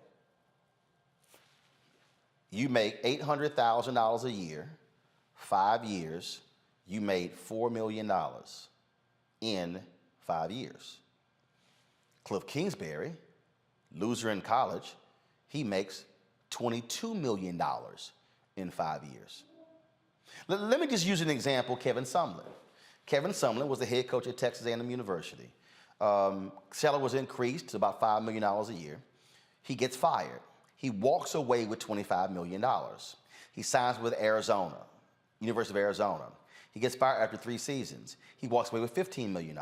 So in 2 settlements, Kevin Sumlin made $40 million with 2 settlements. What that means is that the children's children of Kevin Sumlin are now rich. Listen to what I just told y'all. The children's children of Kevin Sumlin are now rich. Over here, black position coach makes $4 million over 5 years. White head coach makes $22 million over 5 years. Do y'all now understanding this fight with Brian Flores is waging is not an equality fight. It's not a fight over what's fair in terms of we are just as qualified. Y'all, this is a battle over money. This is a battle over generational wealth. And when you're able to make $5.5 million a year, you now are able to invest in stocks, in bonds, in businesses. So therefore, the money you make now has even a higher multiple. So when they are freezing black coaches out of head coaching positions, they are directly impacting the ability of black coaches to create wealth. which means they are impacting the black children of coaches. They're impacting the black grandchildren of coaches. So now all of a sudden, if my dad was a head football coach making $22 million, my dad has 5 children. His 5 children have 13 children. So do you now understand what the battle this is all about? This is about money. So when we're frozen out of positions, we are frozen out of the ability to be able to build and create wealth. And then what that does is that prevents us from being able to fund civil rights groups, fund HBCUs, fund our fraternities and sororities, fund other things. So when you freeze black people out of positions, you literally are freezing black people out of being to take their wealth and now be able to do more things with their wealth. And so now we are stuck in this position. And so some of y'all are sitting here saying, hey man, I don't understand what the big deal is. I don't understand what's going on. What I need you to understand is that what we are walking through is what we keep fighting over and over and over again. When they freeze us out of the economic opportunity, then what they're doing is ensuring that we will never be able to get out of the position of begging for a check, waiting for a check, and guess what? Weak, losing white coaches will continue to benefit from mediocrity, and black coaches will never be able to show how successful they are. And success means this.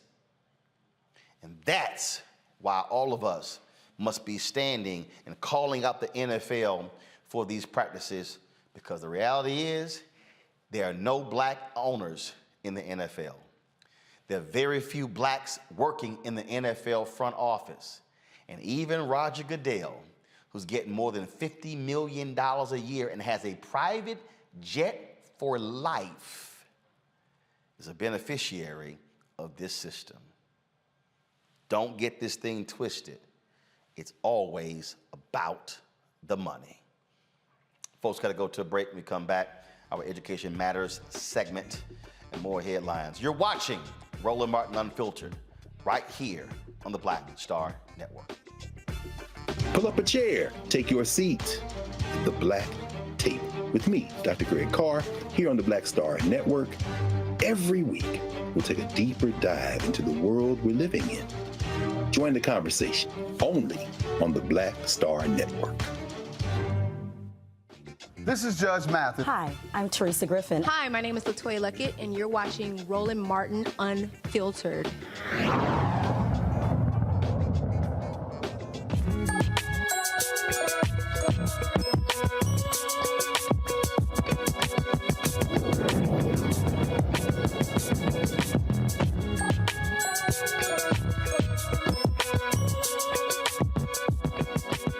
So y'all hear me always talking about the money. A lot of people get uncomfortable. Black people even get real uncomfortable when I talk about the money.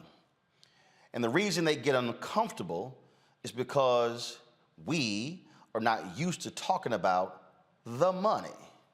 They don't mind us talking about, oh, let's fight for public education, which I absolutely support. But what you never hear is, who are the folks making money from public education? Who has the textbook contracts? Who has the food services contracts? Who has the pouring rights? Who has all of those different, the technology contracts? And so when I travel around this country and I'm talking about charter schools and I'll get black folks, Roland, how dare you? I can't believe you support charter schools. What's wrong with you? That's not right. It's not fair. Until I begin to break folks down about the money.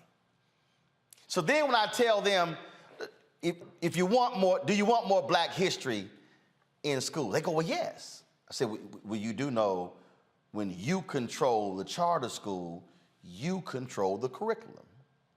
They go, what? Then I tell them, well, they say, well, I said, do you want more STEAM, science, technology, engineering, math, arts in the school? Absolutely. You want band? You want the choir? Absolutely. You do know when you control the curriculum, you do that. I said, you do know when you control the charter school, you control who gets the contracts. You control who gets the construction contracts, who gets the engineering contracts, who gets the janitorial contracts, who gets the textbook contracts, who gets the food services contracts. They look at me going, we control all of that. And I go, yeah, we control all of that. Now, I understand the game that folks play when it comes to charter school. People say, well, some of these charters ain't good. You're absolutely right. And as a co-founder of School Choice is the Black Choice, a sponsor of this segment, I say get rid of that what does not work. But that also includes horrible public traditional schools that impact our children. I only believe in success. Public traditional schools, magnet schools, homeschool, online, public charter schools, we can go down the line. If our children are learning, then I am supportive of it. That is my position on charter schools. I want Black people controlling, not running, because you can run a charter school, but we don't control it. I want us controlling more public charter schools where we are in control of the education of our children. So last month, the Biden administration introduced a proposal to reduce federal funds to charter schools. The proposal would force charter schools to collaborate with public schools and justify their need in the community. The fact that public charter schools even exist shows you what the need is, because clearly the traditional schools ain't doing the damn job. Joining me now from D.C. is the Senior Director of Government Relations for the National Alliance for Public Charter Schools. To talk about this here is Ron Rice. Ron, glad to have you on the show. I walked through that for a reason, because I'm sure you get it the same way I do, and I travel around this country, and I've been in numerous cities, and people go, well, I just can't believe, you must be one of those private schools brothers who support charter schools. I was like, nah, public elementary, public middle school, public high school, public college. I ain't never went to a private school. But what I do understand is if there is a mechanism that gives us actual control over the education of our children, ain't no way in hell I'm gonna say no.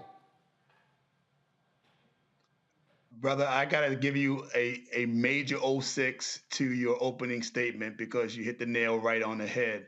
The reality is that the administration, through the Department of Education, is proposing an incredible number of new regulations that would stranglehold the exact schools that we've been talking about. We have a lot of issues with some of these regs, but the most prominent one is proposed rules by the Department of Education actually will require applicants to propose racially and economically diverse models. Sounds good, right? But regardless of community need, which will disadvantage urban areas, culturally affirming school models, and models that are serving indigenous populations. And so to your point, an urban prep in Chicago, which for the last 11 years has graduated Black boys 11 years in a row, 100% of their student body, and sent those same boys to HBCUs, another four-year colleges, 100% for the last 11 years. That kind of school was created to deal with Black boys, a particular interest. And so the school is 99.9% Black because parents want that, and it's a choice that they make. But under these regulations, right, they would have to, in the name of diversity, go against the culturally affirming reason that they were even started. That was the community need, to service Black boys who were not getting serviced by traditional schools. But they would have to bring in other nationalities, whites, students, and others to meet this diverse definition that doesn't make a lot of sense. And so when a community need requires a Hmong school for Asian students, charter school, or Cherokee and Lakota schools to teach the culture and language of indigenous populations, that's open enrollment. Anybody can go, but they're specifically tailored to meet the community need of the students that actually need it in that particular community. And these kind of regulations from the administration actually choke off that very intent that parents are demanding across the country. The thing that's interesting, as you were talking, we had the brother on our show, his last name is escaping me right now. I'll have it in a second. First name is Sean. He opened a charter school in Sean Hartnett. I'm sorry, Sean Hartnett. Yeah. Sean Hartnett opened a charter school in D.C. specifically for black boys, and he took the same black boys who had no interest in math and science at a traditional public school right down the street. They said, these boys cannot learn. Sean said, I don't think y'all are teaching them right. So Sean opens his public charter school right down the street from the exact same school. And all of a sudden, the same black boys who are not learning down the street now are excited about math, excited about science, excited about English, and begin to improve because he understood I got to reach them in a different way. And so he said, if y'all were doing your job, I shouldn't have a job. He's 150% right. The other thing that Sean did, and we both know him very well, is Sean went right to the community before he had any design about how he was going to create a school and said to the people in that community, what kind of school do you want? What do you want the curriculum to look like? What do you want the teachers to look like? What do you want us to do with the boys? And that's how he created a school. It was organically created, authentically created from the community.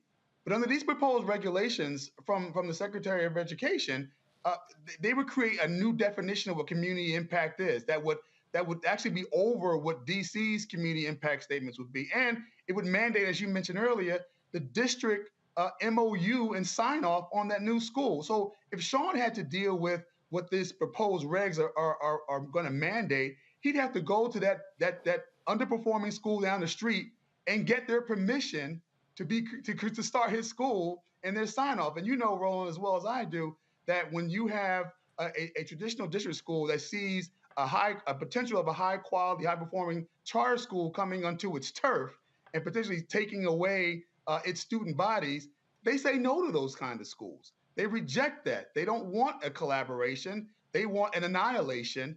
And that's what our schools are looking at. And so Sean Hartnett, who may want to grow his school into a network, and I hope he does one day, would be running roughshod over the very rules that this administration is trying to put on him that would make sure that his schools would never be able to replicate or expand, no matter how high quality or high performing those results are of those kids. And that is tacitly wrong, and it definitely sends the wrong message to our students coming out of COVID with all the learning losses and other obstacles we're going to have to deal with after this 2-year pandemic. Panel, time for your questions. I'll start with you, Matt Manning. So, Ron, what I am confused about is what is behind this and who is behind this? Who's behind the push? I know it's the Department of Education promulgating these proposed regulations, but this seems pretty obviously counterintuitive to the success that a lot of charter schools have seen in particular communities. So what's going on behind this and who's behind, strangleholding those communities and charters this way? There's an education establishment status quo that has existed in our country for hundreds of years that has never been able to educate the masses of Black folks, of Native American folks, of Asian folks, of Latinx folks. And those relationships go deep, they go wide, and they are millions and millions and hundreds of millions of dollars. And anything that challenges that system and anything that kind of goes against it, is with resistance. But those people also have a long history of being involved in electoral politics and in government, and support a lot of folks who are in office who care about our kids, but only get one side of this debate and one side of this argument. So I would say the traditional sort of status quo protectors of our system that has proven not to be able to educate the masses of our people. I won't go into more specifics than that. I think it's self-apparent who those elements and those forces are. But the reality is that after COVID, we need more, not less quality seats. We need more public school models that work and are no respecter of model, but are more respecter of what parents want and are more respecter of the results that come out of those particular schools. Kelly. Yeah, so I understand that the Biden administration is really restricting charter schools at the moment, but is there a way? Well, one, are there any Democrat proponents of charter schools that you can lean on to try and reverse this kind of situation? But also, more importantly, is there opportunity for bipartisan support that basically makes this less polarizing as an issue so that everybody wins in this case? Yeah, that's an excellent observation. Historically, the charter school movement has been bipartisan.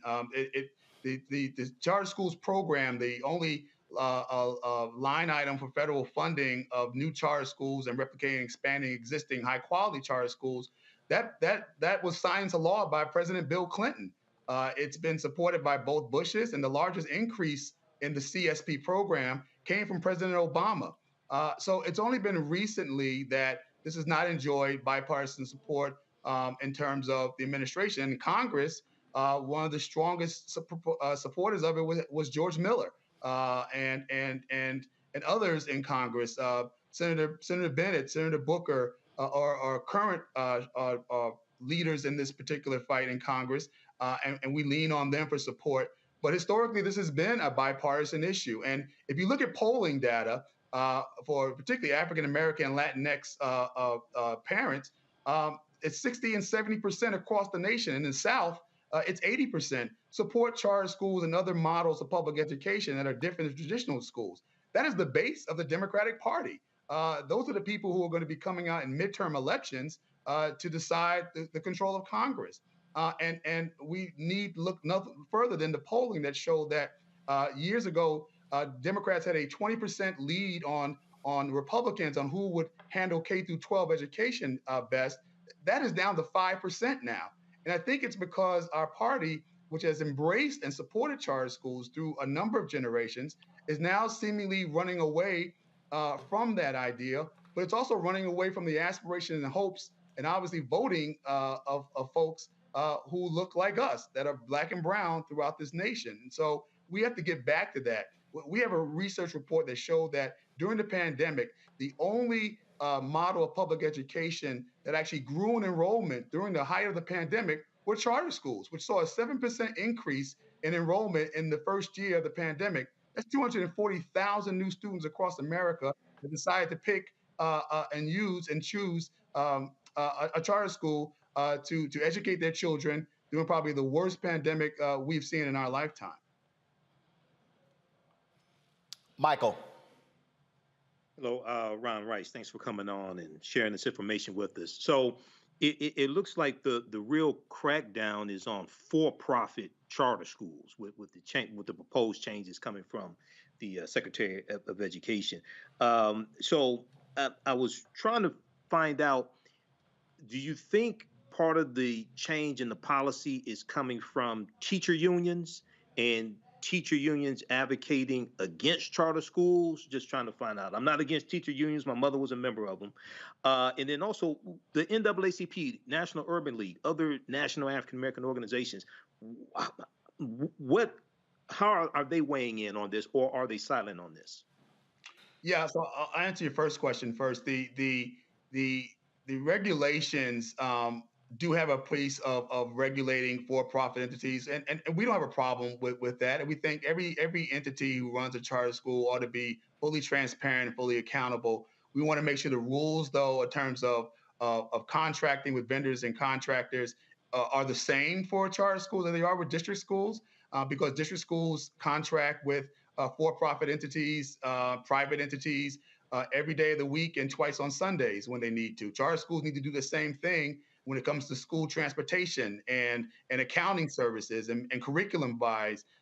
So we should be allowed to contract in the same way, and the rules of federal oversight need to be the same for that kind of contracting as they are for district contracting. But to your second point, but I was also going to say these regs go beyond just regulating for-profits, right? They are actually allowing district schools to mandate what type of charter school, or if a charter school can come into that district. They're requiring MOUs potentially between the district school and the charter school to come in. As I mentioned, they're pushing a diversity attachment that they're not doing with traditional district schools, but that would curb and harm culturally affirming schools. But in terms of the organization that you mentioned, not a lot of them have weighed in on this. The NAACP has not since a number of years ago when they came out with their request for a moratorium. But I would share with you that organizations like the National Urban League, its affiliates, actually run charter schools. The UNCF, as you might have read, just entered into an agreement working with the Bloomberg Foundation, if you will, to get a grant to fund HBCUs starting charter schools. So Black institutions are not decreasing the number of charter schools that they're starting; they're increasing them. There are a number of incredible charter schools led by members of the Divine Nine. I mentioned Urban Prep, who's run by an alpha man, and there are other initiatives and other fraternities that are doing so at the local level. And so, as more and more institutions within our community are embracing charter schools as another model, a way of educating our kids where the district schools have not, our elected officials, our government officials need to be following suit and not be dragged along, but should be leading the call alongside them to talk about we need a new deal when it comes to education. And maybe, just maybe, this model of high quality, high performing charter schools in the right hands of people of color who know how to educate our kids, but don't want the restraints and the constraints that they have had on them and leading traditional district schools. Maybe this is a model that we can look at. We certainly look at it as self-determination amongst our people to pick the kind of schools that we want to have in our communities and to demand the ability to run them and own them and control them in the way that our history has taught us to do. And it's in our DNA as a people in America to create the very institutions that will address our pain and our suffering when existing institutions have not. Ron Rice, certainly keep us abreast of what happens next on this policy front. Will do. Thank you for the time. Thank you very much. Folks, some sad news. In memoriam, Pro Football Hall of Fame offensive tackle Rayfield Wright has passed away. Wright's family confirmed his death Thursday. The family said the Hall of Famer was hospitalized for several days following a severe seizure. Wright was diagnosed with early-stage dementia in 2012, but had been suffering from seizures since his retirement with the Dallas Cowboys in the early 1980s. Known as the Big Cat, he played in 5 Super Bowls during his 13 NFL seasons with the Dallas Cowboys. Rayfield Wright, 76 years old. All right, folks, that is it for us. Let me thank Matt, Michael, and Kelly for being on our panel today. We certainly appreciate you joining us. We also want to thank all of you who have been watching our coverage of Judge Ketanji Brown Jackson. Certainly hope you enjoyed all the things that we've done, providing you the Black voices in order for you to understand what we're doing. We're gonna close it out here. Kill the music, please. We'll close it out, of course, with, so y'all see me rocking the Shibori Pocket Square here, and so a lot of people have been hitting me up and about our Shibori Pocket Squares. We have these for sale on our website. Our members, our Roland Martin Unfiltered Bring the Funk fan club members get a discount as a result. So you can actually go to rolandsmartin.com/pocket squares to get these. What I love about these pocket squares, essentially, you get bored with these typical silk pocket squares. And so these here give you sort of this flower effect, which I love in your pocket. And then, of course, what you're able to do is you can actually turn this over, and the same pocket square gives you a completely different type of texture. And so I would say this is probably a more conservative look right here than the other look. And so if you like these pocket squares, we got limited amount. Literally, when I saw these years ago in a GQ magazine, I reached out to the company in Japan that made them. They were doing a exclusive deal with a U.S. distributor, and so I was able to secure 900 of these. We probably have about 300 left. So we got them in numerous colors. And so if you're interested in our Shibori pocket squares, go to RolandSMartin.com/pocket squares to actually get it. And look, you know, brothers, now look, Cole is on, look, people are now getting out. We back to dressing up. You know, I see Matt over there with his bow tie on, and so, you know, the bow tie cute, and I see Michael with that boring gray jacket on. See, Mike, you got to get a Shibori pocket square to dress that thing up, man. You know, I know you Sigmas don't have the same level of style as us Alphas, but I can guarantee you, when you come in with that Shibori look, it will absolutely get the attention of folks who find it necessary. So I'm trying to help you out. Okay. I'm just trying to help you out. You have the blue and white? Yes, we have them in white. We have them in cobalt blue. We have them in, Atlanta, how many colors? We got what, about 35 colors? We got them in a whole bunch of different colors. And so check it out. All right, y'all, I'm going to close this out with this here. Now, y'all, my fans send me a whole bunch of stuff. They send me all kind of stuff. So let me shout out. I got to shout her out. She sent me this. Mr. Martin, thank you for the work you do. 3 years in going, RMU Digital Show, and now BSN. Yes, my donations, one for personal, one for my business. So, honey, Ohana Tanae, she follows me on social media. So last time, y'all, she made some shirts for me. Y'all zoom in.